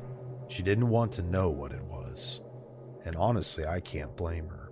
She left the bedroom and refused to ever set foot in it ever again. When the DYST team arrived, she sat in the living room to wait while the team set up their equipment. Then, she observed as the small creatures gathered around her in a group of 6. They were curious, sniffing her and testing their boundaries while not letting her get too close. She believed that they were trapped by the dark entity who used them for more mischievous activities, such as tormenting Bill in his bedroom, the noises, and subtle happenings. While pondering this, she heard a commotion from the bedroom where the team was setting up. She saw a large black shape leap from that direction and onto the chandelier, causing it nearly to swing and collide with the ceiling. It jumped down into a corner to hide away from the investigation team before lunging onto the chandelier again and bouncing it to the opposite hallway. The large figure took up the entire hallway entrance before it disappeared, and unsure of how to process what she had just witnessed, she simply collapsed into her chair. The DYST team convinced her husband Chuck to sit in the closet in Bill's room, and he had utter confidence that nothing would happen. The lights were turned off, and Chuck just sat and waited. After several minutes, he became impatient and spoke loudly at whatever they told him was supposed to be there, attempting to provoke whatever it was. For a few minutes, nothing changed, but eventually, Chuck felt the atmosphere change and become heavy and oppressive. He heard bangs and things click together around him. His every instinct told him to get out of there as fast as he possibly could.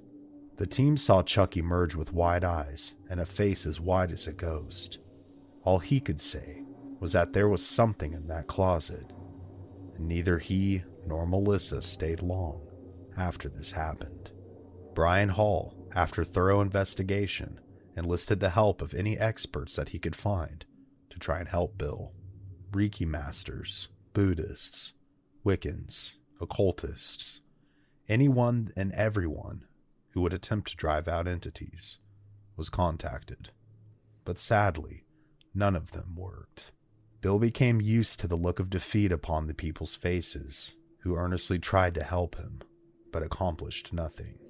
Eventually, Brian reached the end of his ideas, and he sent a single email to Bill. It was straightforward and to the point.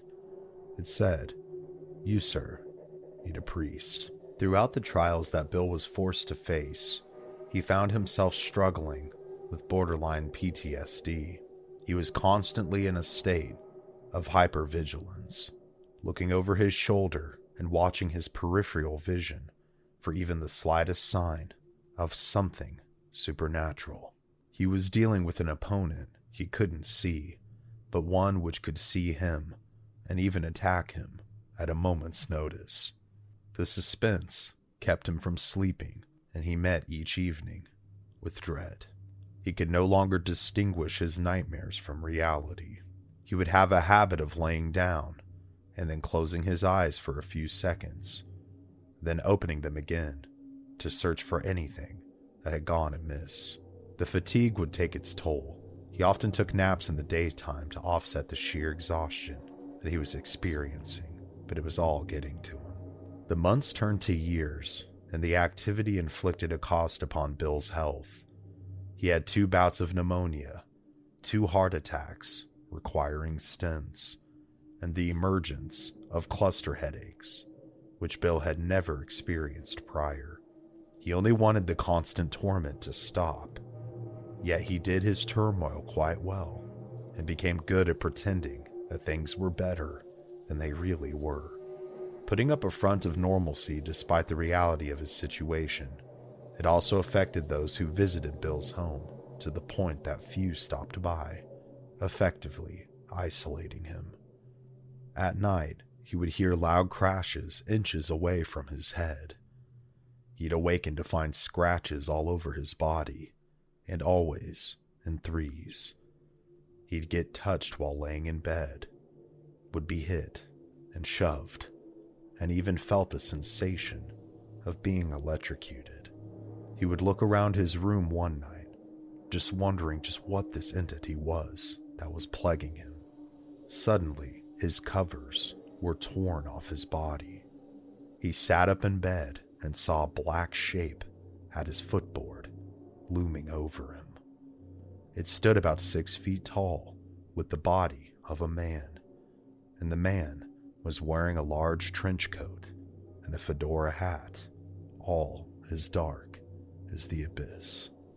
When he noticed it, it moved towards him, or rather, it floated.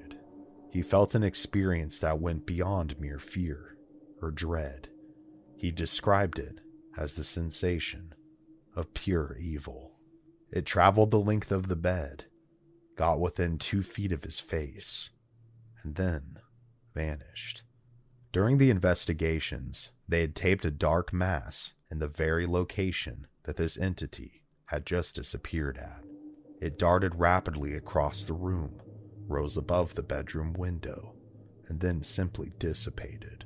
Bill was so disturbed by this new threat that he could not and did not speak about it to any of his friends or family at the time. However, Bill was not the only person that this entity that he referred to as the Hat Man would reveal itself to.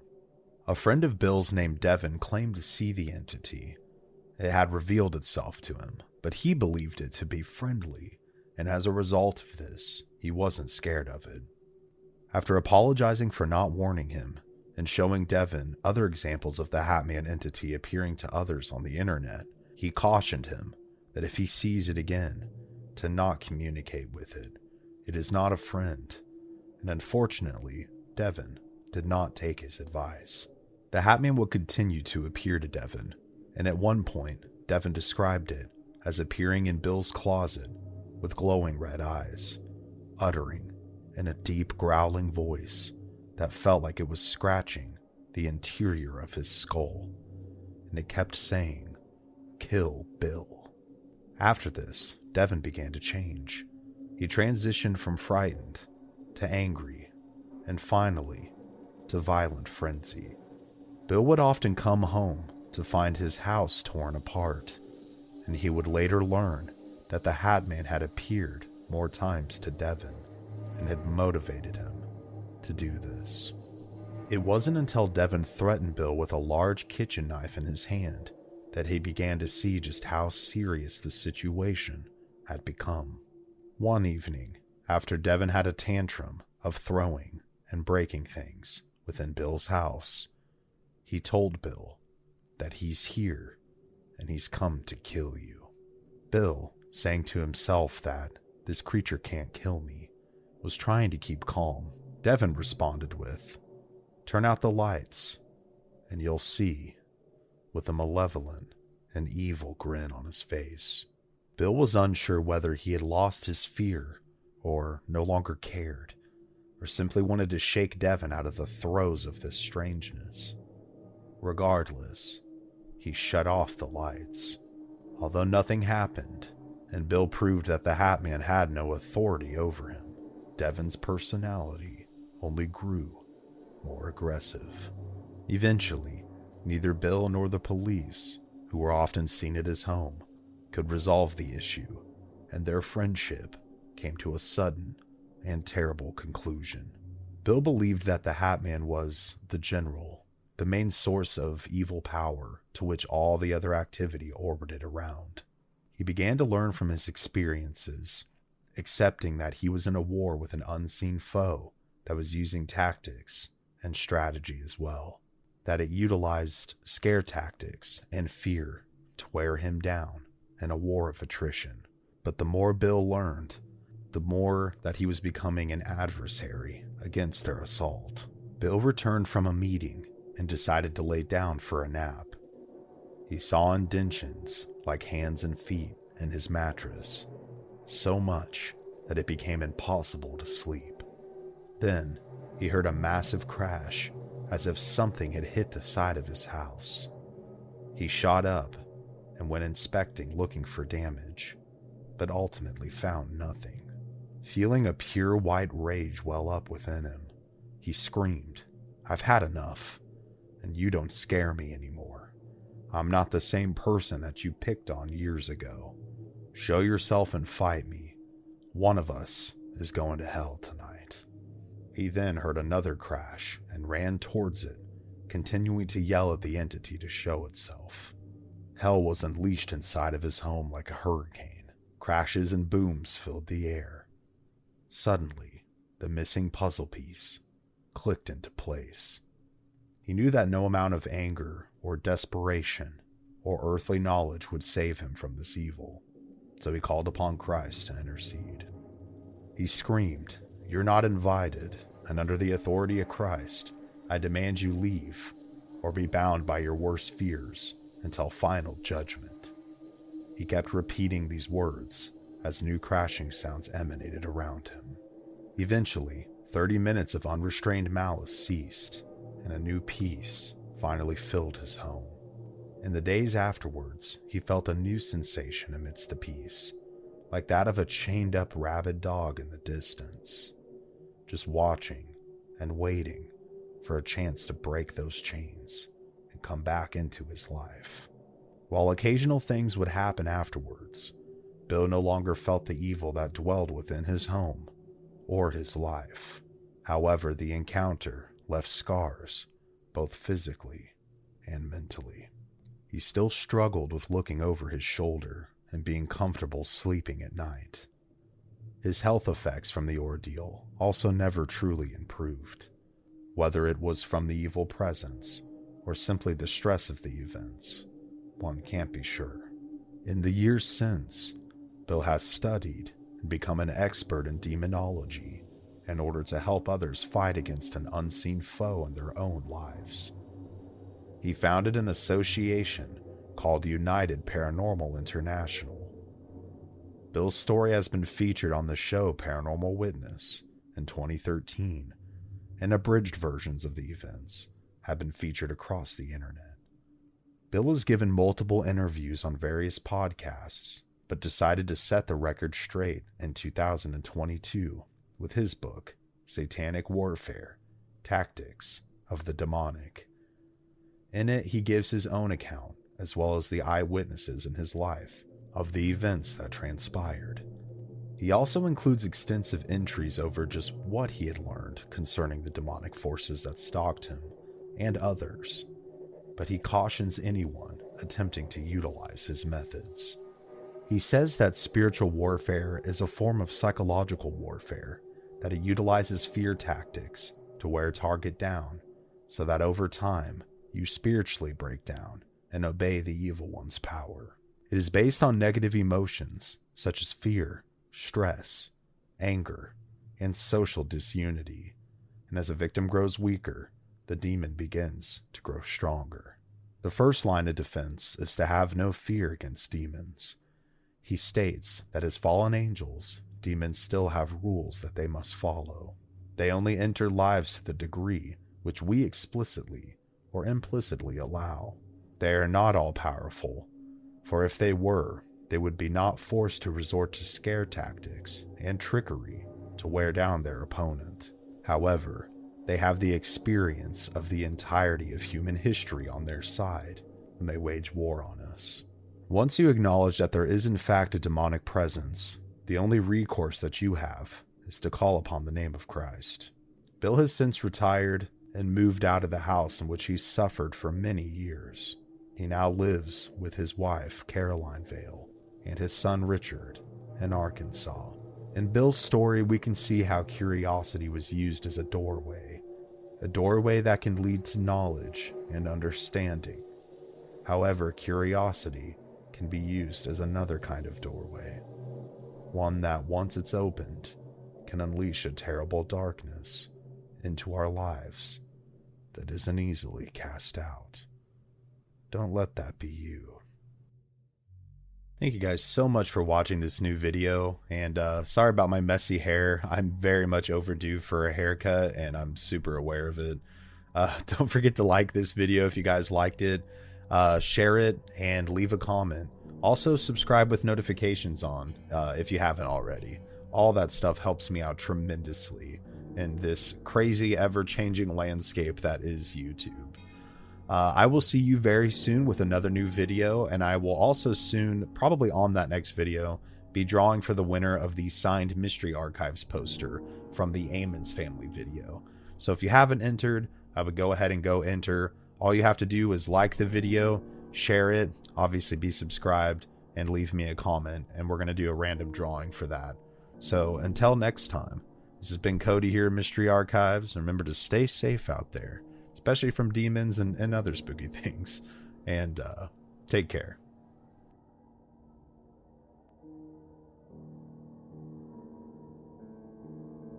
Hidden deep within the walls of an old home, something ethereal is lurking and watching. For years, the family who calls this place home thinks the entity is harmless. But they would soon discover, after an accidental provocation, that this was not the case. Evil will rise, and its tendrils will infect everything they touch. Will they make it out alive, and with their souls intact? This is the chilling, untold story of the demon of Brownsville Road.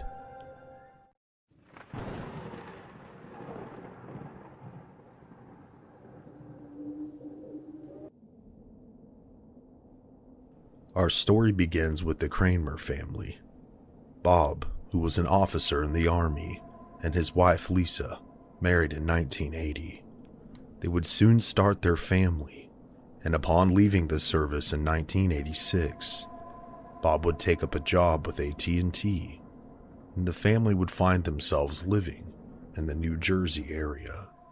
Having always wanted to relocate back to Pennsylvania, where they grew up, an unexpected opportunity for a transfer presented itself, and the Kramers seized it. Although having just built a house in 1987, the couple now found themselves shopping for homes in Brentwood, Pennsylvania. While looking at potential buys, Bob comes across a home that he never thought he'd be able to live in for sale. An old historic home from his childhood. This wasn't just any home, however. It was the home that Bob himself grew up seeing almost every day. He had always felt a pull to the home, to what it represented to him. The history, its style, and way of living, as well as it being a symbol of success. Bob would make contact with the sellers and arrange a walkthrough for him and his family. As the Kramers arrived and began to tour the inside of the house, their son, Bobby Jr., wandered off by himself as the group went into the basement. When they returned, they found the poor young man crying and hyperventilating, as if he had seen a ghost. Thinking that perhaps due to the boy's young age and imagination, that he had just scared himself in such a big house, Bob and Lisa wrote the behavior off. As they concluded the tour, despite his wife's misgivings about the size and feel of the house, that it gave her the creeps, Bob dismissed her, seeming almost mesmerized by the home. He continued to question the realtor, and would ask the question almost no one asks in these types of situations. Is there anything wrong with the house? Understanding exactly what he was hinting at, the realtor said that nothing was wrong with the house, and that Catholic Mass had been conducted several times in the living room. The realtor would then simply move on with the conversation. Bob found this response to be odd, but nonetheless took the reassurance that had been implied. Later, according to Bob, the couple seemed very anxious to move out, almost as if their very lives depended on it. Thinking initially that they would want to haggle, he submitted a lowball offer to them, and to his shock and amazement, they accepted it without any further negotiations. Not only excited to live in the childhood home of his dreams, but to get it at such a good price almost seemed too good to be true to Bob. And perhaps it was. The year was 1988, and it's a cold December day, but this day is filled with warm feelings. The Kramer family has just closed on the purchase of their new home, a designated historical landmark by Pittsburgh History and Landmarks. And in due time, they would travel from New Jersey. Bob, Lisa, and their 4 kids, Jessica, who was 4 years old at this time, Bobby Jr., who was 3, David, who was 2, and Charles, who was just 2 months old, would move into and begin living in the home on Brownsville Road. All seemed normal at first, but this calm normalcy would not last. The family began to notice small but bizarre things happening in their home. Doors began to open on their own. Objects began to move and go missing. Faucets would turn on by themselves. And, many of times, even if the family had been out during the evening, when they would leave the home with the lights being off, they would return to not only the lights being on, but after a quick sweep of the house, every door and window being secured, would have no rational explanation for it. Every single light, including those in the basement, would be on, and this was enough to make the family think. Although it was weird, they weren't really scared at the time. Lisa and Bob did come to the conclusion that they had a ghost, thinking it could have been due to the age and potential history of the home they were in, but they simply considered it to be Casper the friendly ghost. Not a threat, and nothing to worry about, or so they thought. Things weren't always incredibly active, though. Soon things calmed down somewhat in the months that followed. The family started to settle into their normal everyday lives. The occasional strange happening here and there quickly became commonplace, but every so often, things would pick back up. Alongside the previously mentioned activity, they soon began to hear mysterious banging noises all throughout their house and at all hours of the day and night, as well as disembodied footsteps echoing all around. And although weird, the family ultimately grew to accept these happenings, again, as normal. Over the years, Bob would go into politics and would hold political office in the 1990s, first as a councilman and then a county commissioner, gaining local notoriety and status in the western Pennsylvania area. But despite his career achievements, his family was slowly falling apart. Year by year, it seemed as though things became increasingly dysfunctional for the Kramer family. Bob and Lisa would fight frequently, and all of which would contribute to Lisa and 2 of the children experiencing serious mental health issues that would require hospitalization. During the ensuing chaos that was becoming his family, Bob had the fleeting thought that whatever was in the house, perhaps, had contributed to the mental distress of his family, but whenever this feeling would come up, he would simply dismiss it. One night, in 2003, his oldest son, Bob Jr., would attack Bob in his sleep. A vicious and unprovoked attack, as if his son was in the throes of madness.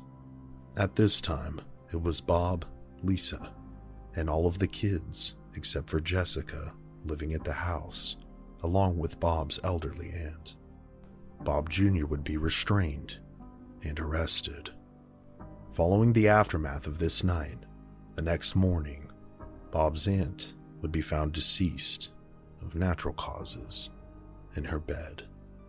Thankfully for Bob Jr., all charges would be dropped associated with the attack. But these series of unfolding events seemed to break the dam that had been holding back the paranormal within the Kramer home. As if the levees had been breached, a tidal wave of spiritual energy would now be unleashed. The following year in 2004, despite her chaotic and scary childhood, Jessica, the oldest, moves back home with her husband Tom and her son Colin. There was an apartment up on the top floor of the house that Bob felt like would be a good fit for the young family. He offered to let them live there so they could save money, get everything they needed to in order, and eventually buy a house of their own, something that was becoming increasingly more difficult to do. He also felt that this was a good healing opportunity for the family, allowing them all to be united and together once again. As his daughter and family moved their things in, Bob would take off his coat and go to hang it in the large walk-in closet underneath the main staircase. But as he opens the closet door, he notices that the pull chain for the light is wrapped all the way around the fixture. Thinking it was just the usual weirdness, and being rather used to the unusual by this point, Bob dismisses it and unwraps the chain. Being raised Catholic and continuing to be a spiritual man into his adulthood, Bob for the first time decides to do something about the activity. On a side table near the closet, he had a Bible and a rosary. Believing that this would calm things down, he took the rosary beads and tied them to the chain of the light. Upon closing the door and starting to walk away, he hears the clinking of beads. Rushing back to the door, he opens it, only to find the rosary and the chain wrapped completely around the fixture yet again. Dismissing things at first, but now thoroughly alarmed, Bob grabs his Bible, steps into the closet, and begins to pray out loud. He continues to do so for half an hour. During his time in the closet, he can't help but notice that he feels a heavy weight upon his body, and the sensation of eyes boring a hole into the back of his skull. After the half hour, he finishes and leaves the closet, closing the door behind him.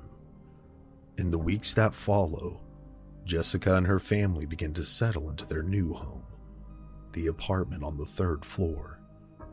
As Tom goes to check on his stepson, he opens his door to find a woman standing over him.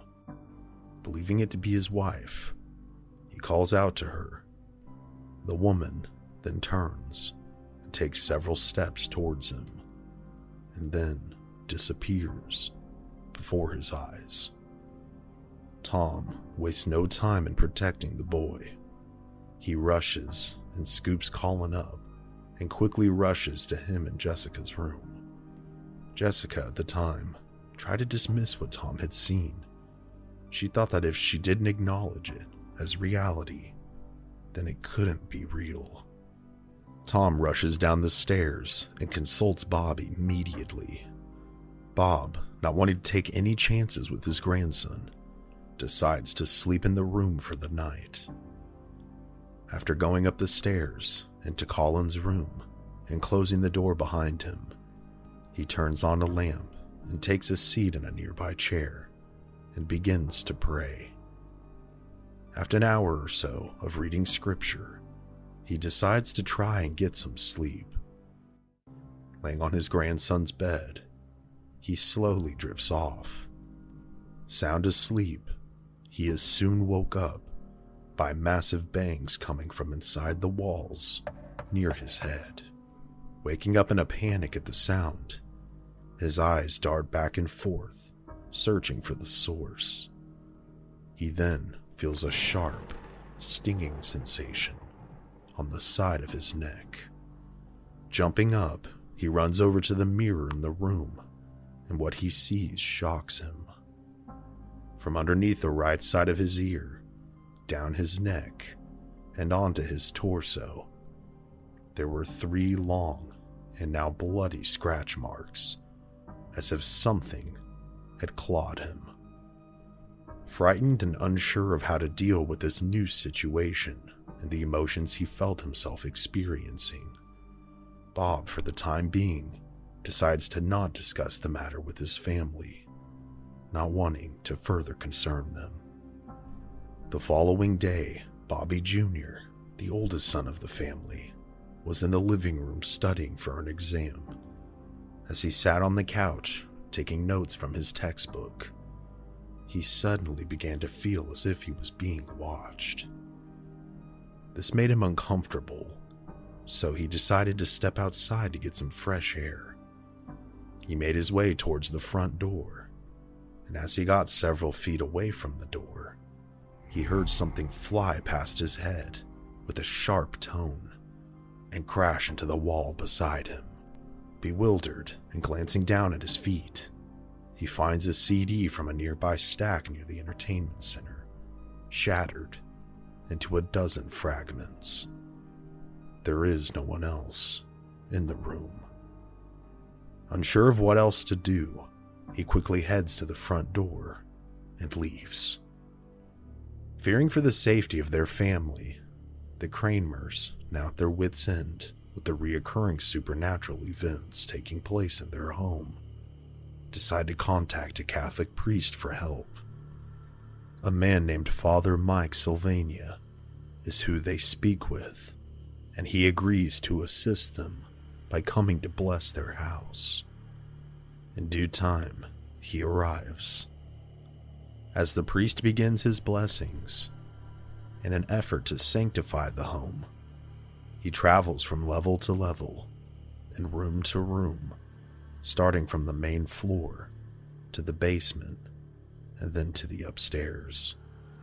But it's when he heads upstairs that he begins to realize just what this family has been dealing with.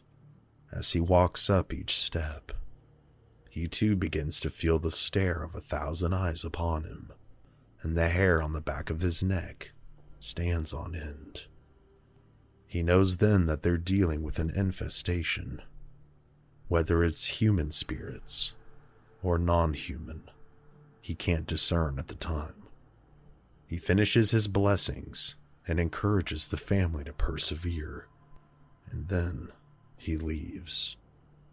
Weeks later, when the rest of the family is out, Jessica finds herself alone and asleep in the upstairs apartment. As she lays in her bed, with the large moon hanging overhead, its light piercing the windows, she is suddenly ripped out of a dream state. Her eyes open, but she is unable to move. It's as if she is paralyzed, but completely coherent. Along with being frozen, she suddenly feels as if someone or something is sitting on her chest. Then she sees it. A large, shadowy figure is at the foot of her bed. As it starts to climb on top of her, she tries with every fiber of her being to scream, but all that comes out is silence. To her, anyways. Her mother, who had just returned from running errands, heard her screams from the moment she entered the house. Running upstairs, she finds her grown daughter, almost inconsolable. She's shaking and crying. Whatever it was that is tormenting her had disappeared. However, regardless of age, the love of a mother eventually brings her back to reality. The family is now beyond worried. Petrified is almost an understatement. Their every waking moments are filled with anxiety and dread. They had hoped that word wouldn't get out, but unbeknownst to them, their situation had caught the attention of the bishop of the Catholic Church of Pittsburgh, who in response assigns an experienced priest by the name of Ron Lingwin to their case.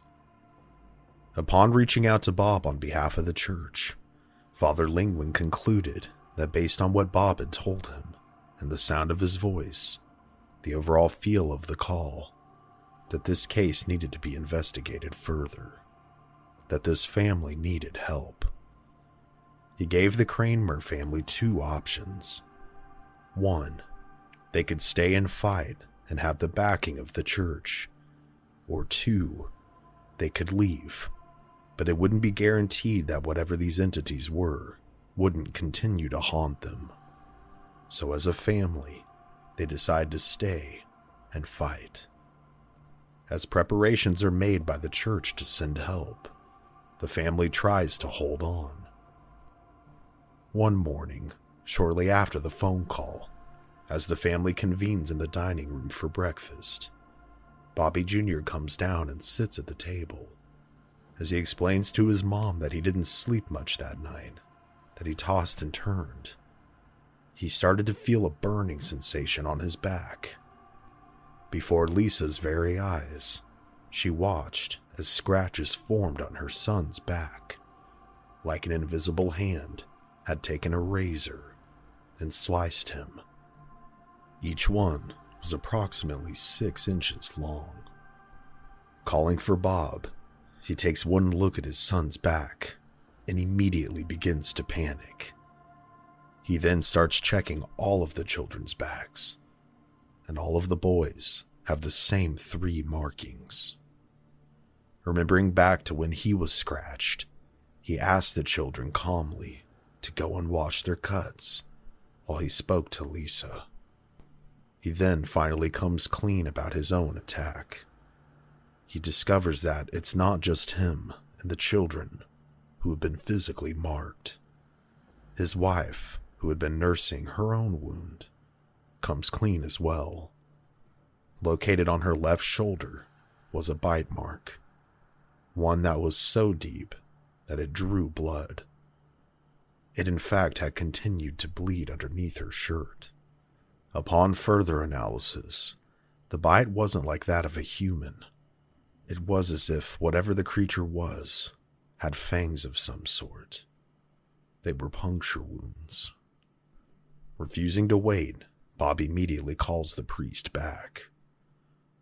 Later that day, after receiving special permission, Father Mike returns to perform Mass inside the Brownsville home, believing the scratches to be one of several indications that the infestation within the home was demonic rather than human spirits. Following Mass, as Bob and Lisa are sitting at the dinner table, eating together, they receive a call from upstairs. Jessica, not wanting to intrude on their time together, asks if Colin can come down. He wanted to see his grandpa and grandma. Saying that it was no problem, Jessica sends him headed downstairs. From the top floor to the second level is 3 sets of stairs, and as the young man descends headed towards his grandparents, they suddenly hear him shriek. Bob gets to him first and finds Colin shaking like a leaf. The poor child is screaming "monster" and pointing at an open door. It was at this moment that Bob knew that whatever this thing was wasn't going to stop. That in order to keep part of his family safe, he would have to move them out of the house. The feeling is bittersweet. The family has grown to love the house, but at the same time, Jessica is relieved to get her son out of the situation. Bob, Lisa, and their 3 sons, however, remain. Several days after Jessica and her family depart the house, Bob returns home from work. Walking through the hallway headed towards the kitchen, he gets that sense that he's being watched. He stops dead in his tracks and slowly turns around to face whatever could be there. However, he sees no figure. Instead, he sees streams of what appears to be blood on the walls. fresh blood, leaking down, as if to mimic how the priest had blessed the home, using holy water. Wanting to make sure he wasn't crazy, Bob calls out to Bobby Jr. to come and see what he was seeing. The two share a moment of shock and unease. The walls were indeed bleeding, and it was unlike anything that they had ever seen before. Bob, at the wit's end of his wit's end, again calls the church. He speaks with Father Lingwin, who tells him that he's about ready to make the recommendation to the bishop to sanction a proper exorcism of the house, but that the family had to endure one more test. He told him that they needed to have an outside, third-party, non-religious group come in and document their findings, and then turn those findings into the church.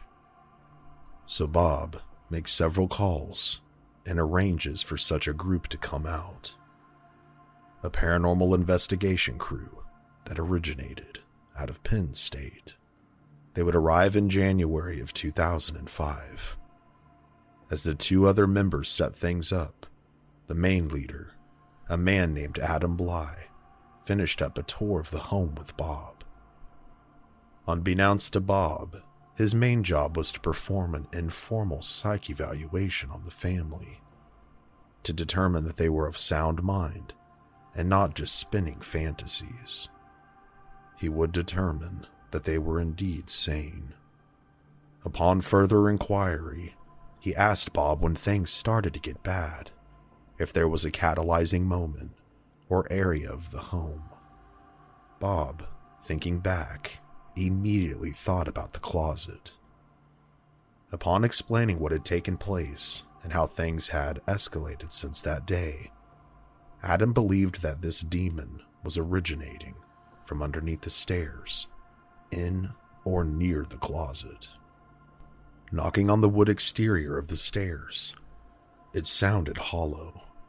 Believing that the origin could potentially be found there, Bob agreed and assisted him with opening it up to look inside. It was no easy task, but the best way was to cut the wall from the inside of the closet. So they did. Among the cobwebs and dust was indeed an open space, a hidden room of sorts.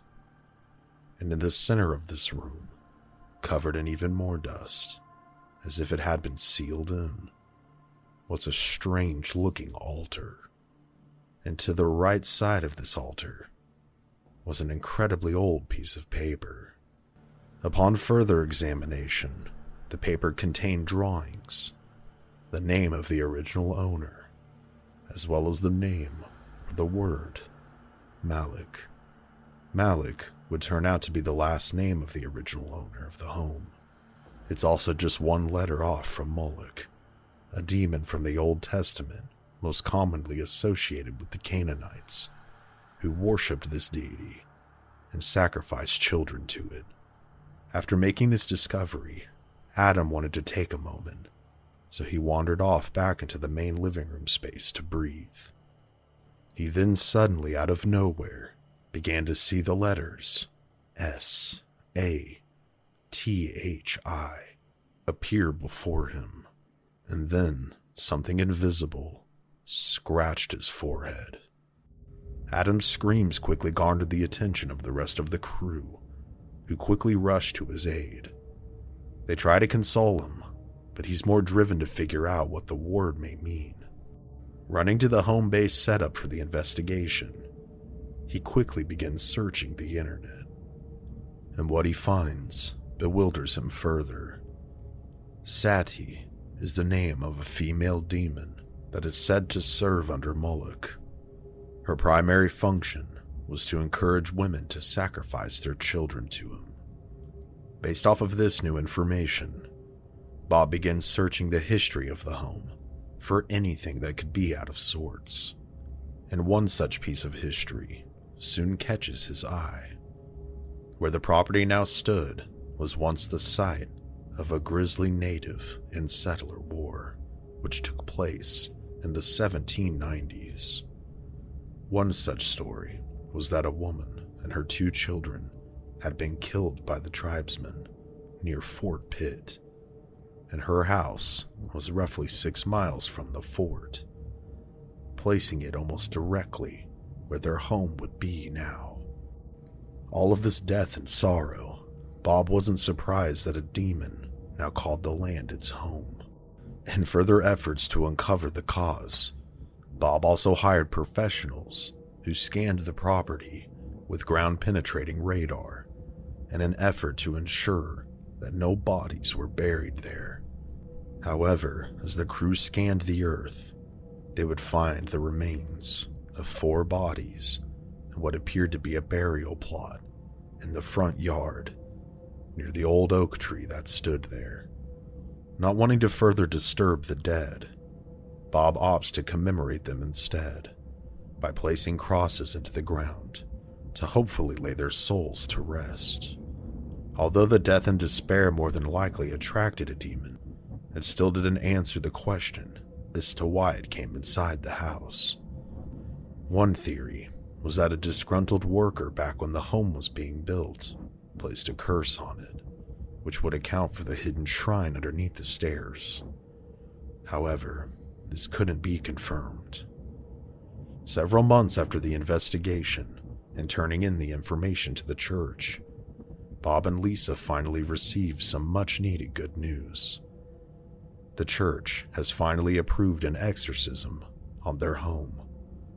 In September of 2005, an exorcist arrives to begin his work. All appeared to be quiet, and truthfully, things went on without a hitch. The following day, the feel of the home was different, but Bob still felt as if something was lurking within its walls. Roughly 3 months would pass without incident.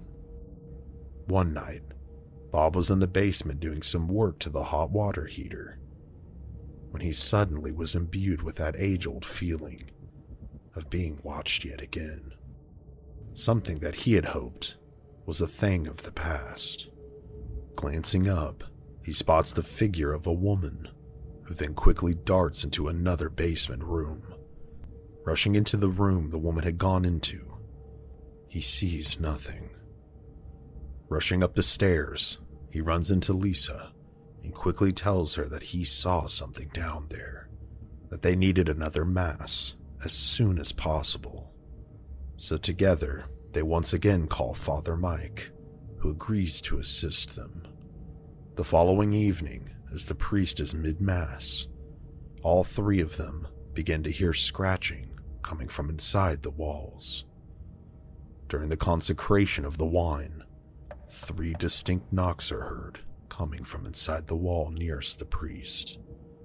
Something that should be an impossibility. The mass would conclude, but the war had not yet been won. It would ultimately take another 2 years of frequent blessings to finally rid the house of the demon that inhabited it. With this somewhat anticlimactic ending, because of course, not every story is going to be over the top, there are still many details I'd like to share with you, as well as pose several questions. The reason they believed that a disgruntled worker may have placed a curse on the home during its construction was that the worker was jealous of the wealth of the man who built it, a doctor and his beautiful wife. However, apparently this doctor had a dark secret. He was locally known for performing illegal abortions within the house, ultimately tying back into the demon Moloch and his consort, Sati. The book in which Bob Kramer wrote is known as The Demon of Brownsville Road, wasn't received without criticism. However, the most valid would be that some of the historical matters referenced, as well as the bodies in the front yard, hadn't been confirmed by outside sources. The doctor, however, was confirmed to be real, and his name was Dr. James Merton Mahan. However, There is no record of any illegal activity, such as abortions, tied back to his name, taking place at that time, or his house. The Cranmers, following their experiences in the home, haven't been without tragedy. In March of 2015, their son David passed away unexpectedly, sending both Bob and his wife into a deep depression. They would divorce in 2018, ending their 37-year marriage to one another. After a decade of the house being fully cleansed of evil, Bob has now opened it as a bed and breakfast since 2019. It is now known as the Brownsville Roadhouse. I truly wish all those involved the very best. The entire situation seemed not only traumatic to have to endure, but the more recent tragedy as well is just terrible. With that being said, the story is a well-documented and textbook demonic haunting, and a terrifying one at that. Sometimes, when you walk into a new environment and you get a terrible feeling, no matter how good the deal is, you have to trust your gut, because it might just save you years of anguish and spiritual despair. Considered to be one of the most terrifying films of all time, the movie The Exorcist paralyzed the masses upon its release and brought the devil home to millions of people. Although the horror and special effects enhanced the story being portrayed, what if I told you that the story itself was inspired by a true story of demonic possession? When a young boy loses his beloved aunt, he starts to dabble with the occult and makes contact with the other side. But what he contacts isn't what he bargained for. What follows not only terrified a family, but by proxy thousands of people all over the world. This is the terrifying story of the exorcism of Roland Doe and the demons that plagued him.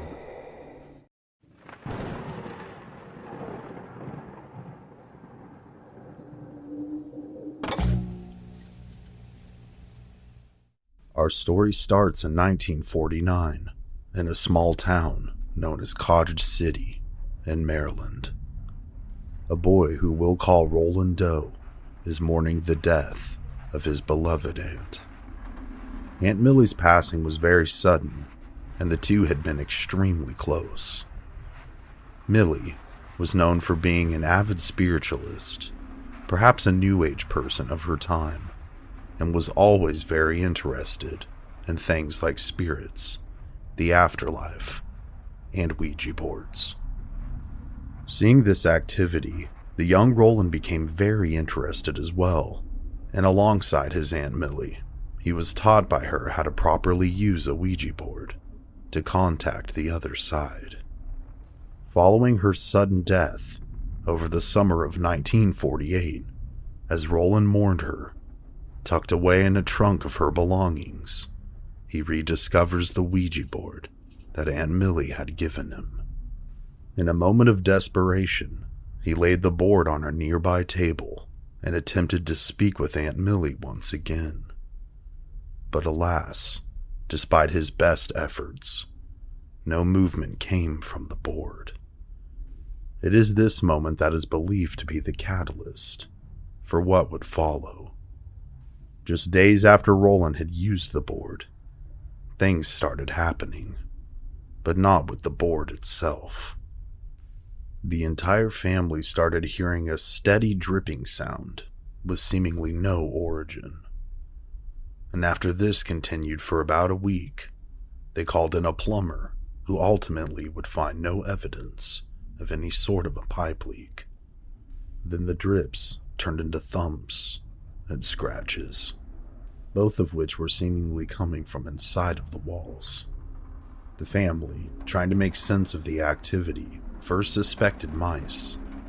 So as they had with the potential leak situation, they scheduled and then had a well-known exterminator come out. He too would find no evidence of any sort of infestation. Over the next several months, things would continue to escalate. Furniture began to move by itself, and other items were hurled across the room by an invisible force. A portrait of Jesus that hung on the wall began to rattle and shake as if it was being hit from behind. The happenings continued to grow with intensity, leading to a crescendo. The force seemed to move out of the walls and into Roland's room, and then into his bed. One night, he was violently awakened to his bed shaking profusely. He screamed for his mother, who came in and experienced the terror as well, leaving both of them at a loss for words. The family tried to decipher what was happening. They soon had Roland examined by a doctor and then a psychiatrist, both of whom concluded that the young man was very stressed out, but otherwise healthy. Day after day, the poor boy was being plagued by forces that he couldn't see or defend himself against. Markings began to materialize on his body. The first markings spelled out the word Bowdern. Beyond frightened and trying to find a resolution, the family used the Ouija board to try and contact Aunt Millie. They would indeed contact something when the board began to interact with them on its own, and the atmosphere of the room changed. They asked the spirit to prove that it was real. It obliged by hurling a chair across the living room. And this wasn't the only sign. The following morning, long burning welts appeared on Roland's legs, just as the previous markings had. This time, it spelled out the words, St. Louis. The family now had to consider the unthinkable, that their son was perhaps in the grip of something demonic. They quickly contacted their local pastor, who was a Lutheran, who came to the house to pray with the family. But after he too witnessed the marks appear on the young man's body, he suggested that the family contact the Catholic Church, since they tend to deal with these kinds of things. The family went ahead and fled the area in hopes that the activity would stay at the house. But after relocating with a family member in the suburb of St. Louis, Missouri, the paranormal happenings continued. Terrified and not knowing what else to do, the family reached out to Father Bowdern at the local Catholic parish, who, after a lengthy discussion, wasn't convinced that the boy was possessed. Bowdern, who was a World War II combat veteran, was a hardened man, but very practical and religious, no doubt. Not convinced, but wanting to help ease the family's stress, he agrees to pray over the boy. In due time, he would arrive at the house, and he would also be joined by a fellow priest by the name of Raymond Bishop. After meeting Roland, they all decided to pray together, and to the priest's great surprise, as soon as the first several sentences of prayer were uttered, the boy began to scream that his chest was burning. Upon opening the boy's shirt, they could see red cuts in his skin begin to appear. Now scared, the priest began to pray over the boy more intensely, lasting from about 11 p.m. to 6 a.m. At the conclusion of this session, Roland finally fell into a restful sleep, or so it seemed. After explaining to the family their thoughts on what could be taking place, they decided that they would convene among themselves to try and decide how to move forward to better assist Roland and his family. The priests returned to their homes and then met the following morning. It was here that both men decided that they were dealing with the real deal. Together, they made the decision to pursue an exorcism. Father Bowdern, as senior priest, reached out to the Archbishop of St. Louis to ask permission to perform the rites of exorcism, which he was granted under one request. That request being that he provided a day-to-day account for the church, to which he agreed. Each segment of this story from here on out is written with excerpts of what the priest documented during his experiences. Father Bowdern and Father Bishop returned to the residence 1 week later. They went upstairs and entered the boy's frigid room and began the ritual. Roland began to violently act out, so with the help of the boy's father subduing him, they were able to continue. It would be written out that the boy's blows were beyond that of his age. Each punch had the strength of one or more grown men behind it. Father Bishop found this out the hard way. Mid-prayer, Roland managed to break loose from his father and punched the priest in the face. It would later be discovered that he broke his nose. Following the aftermath of this first night, all for the first time in a long time, seemed calm. The boy did not act out, but rather was unconscious and just peacefully slept. Perhaps, they thought, the prayers were beginning to work. However, that was until the priests left. Almost as quickly as their feet crossed the threshold of the residence, the boy began to yell and scream at the top of his lungs. This belligerent rage would last for hours. At the desperation of the parents, once they were able to recontact them, both priests returned as quickly as they could, and with the assistance of both the boy's father and now mother, they had no other choice other than to continue the ritual.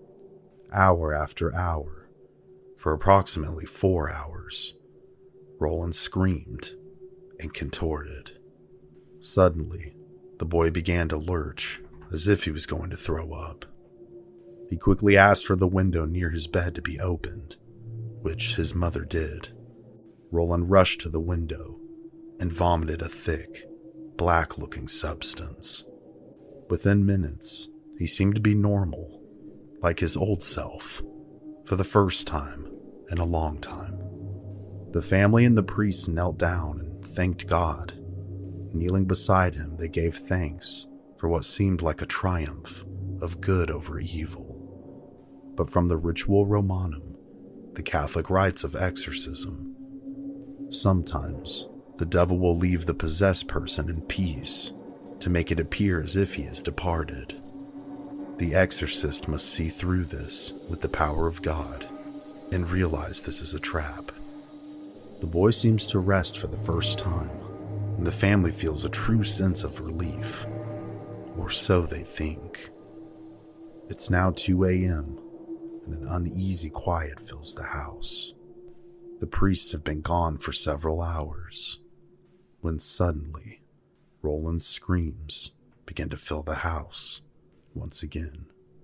Deep, guttural screams, as if something otherworldly is trying to break through his physical vessel.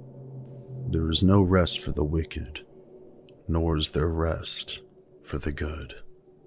Priests are called back yet again by Roland's parents and arrive yet again around 3:15 a.m., shortly into the bewitching hour. They return back to Roland's bedside, where he begins taunting and screaming at them, an all too familiar happening now. After several more hours of intense prayer, out of nowhere, the young man goes catatonic around 6 a.m., frozen like a statue. For all intents and purposes, he appears to be sleeping, but with his eyes wide open. The priests, not wanting to leave the home in case the devil decides to reappear yet again, take to visiting with the family for several more hours and conserving what little energy they have left. And it's a good thing that they did, because bizarre activity resumes around 8:30 a.m. with a vengeance. Various knocking noises, accompanied by Roland's screams, resume a seemingly never-ending hell. There is now more violence than ever before. Roland is exerting strength beyond his normal capacity. He begins barking in multiple octaves, as if there are two voices inside of him, fighting to escape. Amidst the chaos, his mother breaks down and has to leave the room for her own sanity. The boy she's looking at, she no longer recognizes as her son. Within due time, thankfully, Roland yet again goes catatonic. Following this event, Father Bowden suggests that the boy be sent away to a worthy place where the exorcism can continue. An unfamiliar and sanctified place that will assist them in calling upon God to intervene in what is quickly being seen as the most intense case of possession that either of them had ever seen. This way, Roland is away from his mother and can no longer cause her any further distress as well. Ultimately, it's decided that he'll be sent to a hospital ran by an order of Catholic monks not too far from his current home, as well as the church in which the priests operate out of. A bit of a crossroads of sorts. After strange happenings and his terrifying behavior, his first night there, Roland is placed in a private room on a private floor above the psychiatric ward, not only for his own protection, but to keep him from scaring the other patients within the hospital walls.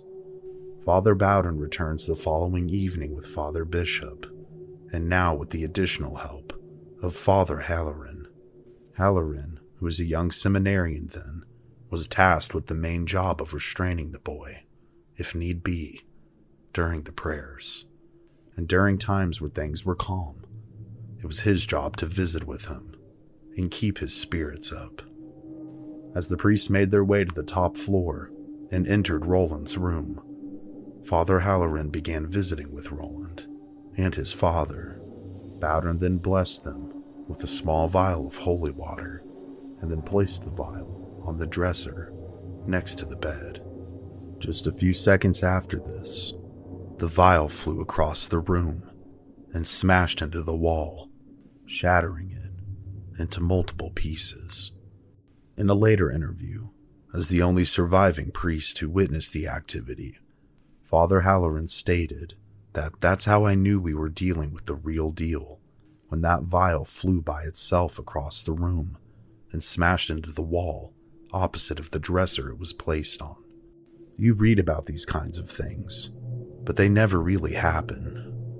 Realizing that they needed to begin to do battle with the darkness that resided within the young man known as Roland Doe, the ritual formally began yet again. The boy began screaming and cursing the priests. He also revealed one of the telltale signs of possession as things began to escalate. Father Halloran's mother had recently passed away, something that Roland had no way of being able to know, especially since the two had only met for the first time before the prayers began this very day. He looked over at the priest, and with a dark and sinister smile across his face, said that his mother said hello, that she was rotting within the depths of hell.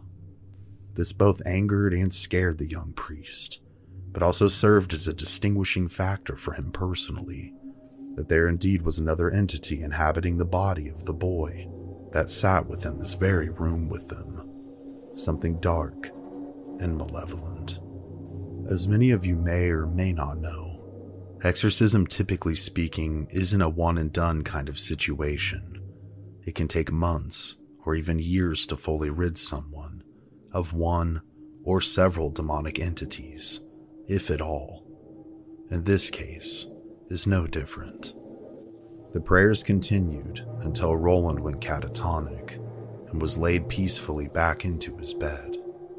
Wanting to take an aggressive stance to rid the boy as fast as they could, all three priests, along with Roland's father, would again return the following day. Roland, by this time, was so violent that all four men were having a hard time holding him down. Aside from the multiple voices and curses, he began spitting a foul-smelling liquid at them as well. As the day continued, The boy was screaming that Father Halloran was hurting him as he was restraining him. The young priest loosened his grip and was instantly punched in the face, breaking his nose, leaving him a bloody mess. This concluded the ritual for that day. The ordeal for all those involved was quickly becoming an excruciating nightmare that they couldn't wake up from. Every day, all day, there was very little sign of progress.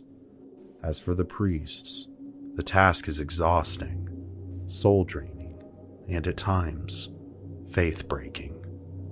But despite the discouraging signs, like any battle that has to reach an inevitable conclusion, the ritual must go on. With each exorcism, Roland becomes more violent, more angry, and also begins spontaneously urinating on top of his other abhorrent behaviors. As more objects begin to move more regularly, as the paranormal manifestations continue. On day 18 of Roland being in the hospital, he asks for a pen and paper from the priests, and upon receiving it, he writes, "I am the devil himself, and within 10 days, I will give you a sign." Shortly after writing this down, he begins to scream as the Roman numeral 10 carves itself into the skin on his chest. Witnessing this, Father Bowdern decides to baptize the boy to hopefully aid his crusade against the demons that plague him. The following day, with Roland's permission, he performs a baptism, which seems to calm him down. But this calm was all too short-lived.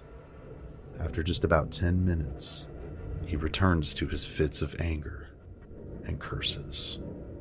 Night after night, the prayers continue, and night after night, the boy is still overwhelmed. Roland screams, and the word in capital letters is seen carved into his chest. Exit. Horrified, the priests continue on with their prayers. The devil now seems to be speaking through Roland's body, as he says, "You need to say one more word, but you never say it." After the night's end at the hospital, the priests were puzzled as they pondered what this strange statement could have meant. But as they read through the book of exorcism, they realized that Father Bowdern was forgetting to read the word Lord time and time again. This not only frightened the men further, but also affirmed their suspicions as well. The following night, it was an ice-cold, rainy night. As the priests arrived at the facility, they could immediately sense that something wasn't right. From the parking lot, they could see that the lights on the floor that Roland was placed were flickering on and off, and in different rooms. As they checked in at the front desk, the clerk broke down in tears, trying to explain that things were especially bad, and that she was very scared. As they approached the boy's room, they noted a strong sulfuric smell coming from inside. And unlike previous nights, as soon as they entered the room, Roland began cursing at them, but this time in fluent Latin, a language he had never been exposed to prior to the exorcism's beginning, let alone one that he should have been fluent in. He also had never displayed foreign tongues before. As the priests began the ritual again, Roland stated that this was their sign. Father Bowdern then commanded the spirit to prove itself. And as the words left the priest's lips, the boy smiled and touched the priest's purple vestments that were draped over his shoulders. They then burst into hundreds of individual fibers. Now with their worst fears realized, the priests began to pray harder than they had ever prayed before. During the struggle, Roland broke a bed spring and attempted to stab Father Bowdern, but thankfully was restrained before he could do so. He thrashed urinated, threatened, and screamed in dual octaves. 5 hours into the prayers this night, he began to exhibit a new and frightening behavior. Before everyone's eyes, Roland tilted his head back and slowly began to float up and towards the ceiling. Before he could reach the ceiling, the men forced themselves to power through their fear and grab the boy, bring him back down to the bed, where new restraints were then placed, tethering him from further floating. After 7 grueling hours of fighting, praying, and nerve-wracking spiritual warfare, the boy gasped and exclaimed.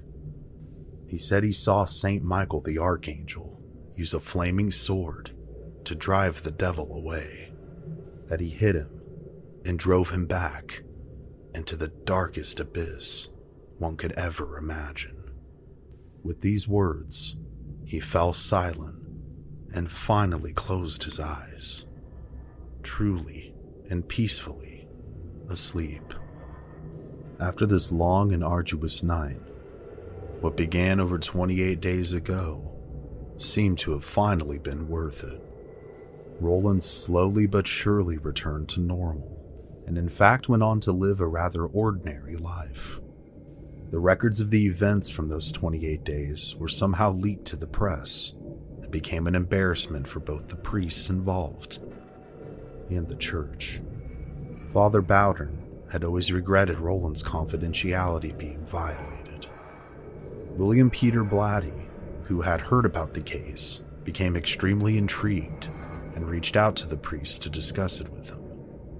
When asked about if he knew the whole thing was real or not, Bowdern replied, "I had no doubt about it then, and I have no doubt about it now, that what was in that room that night was the otherworldly source we call the devil in the flesh."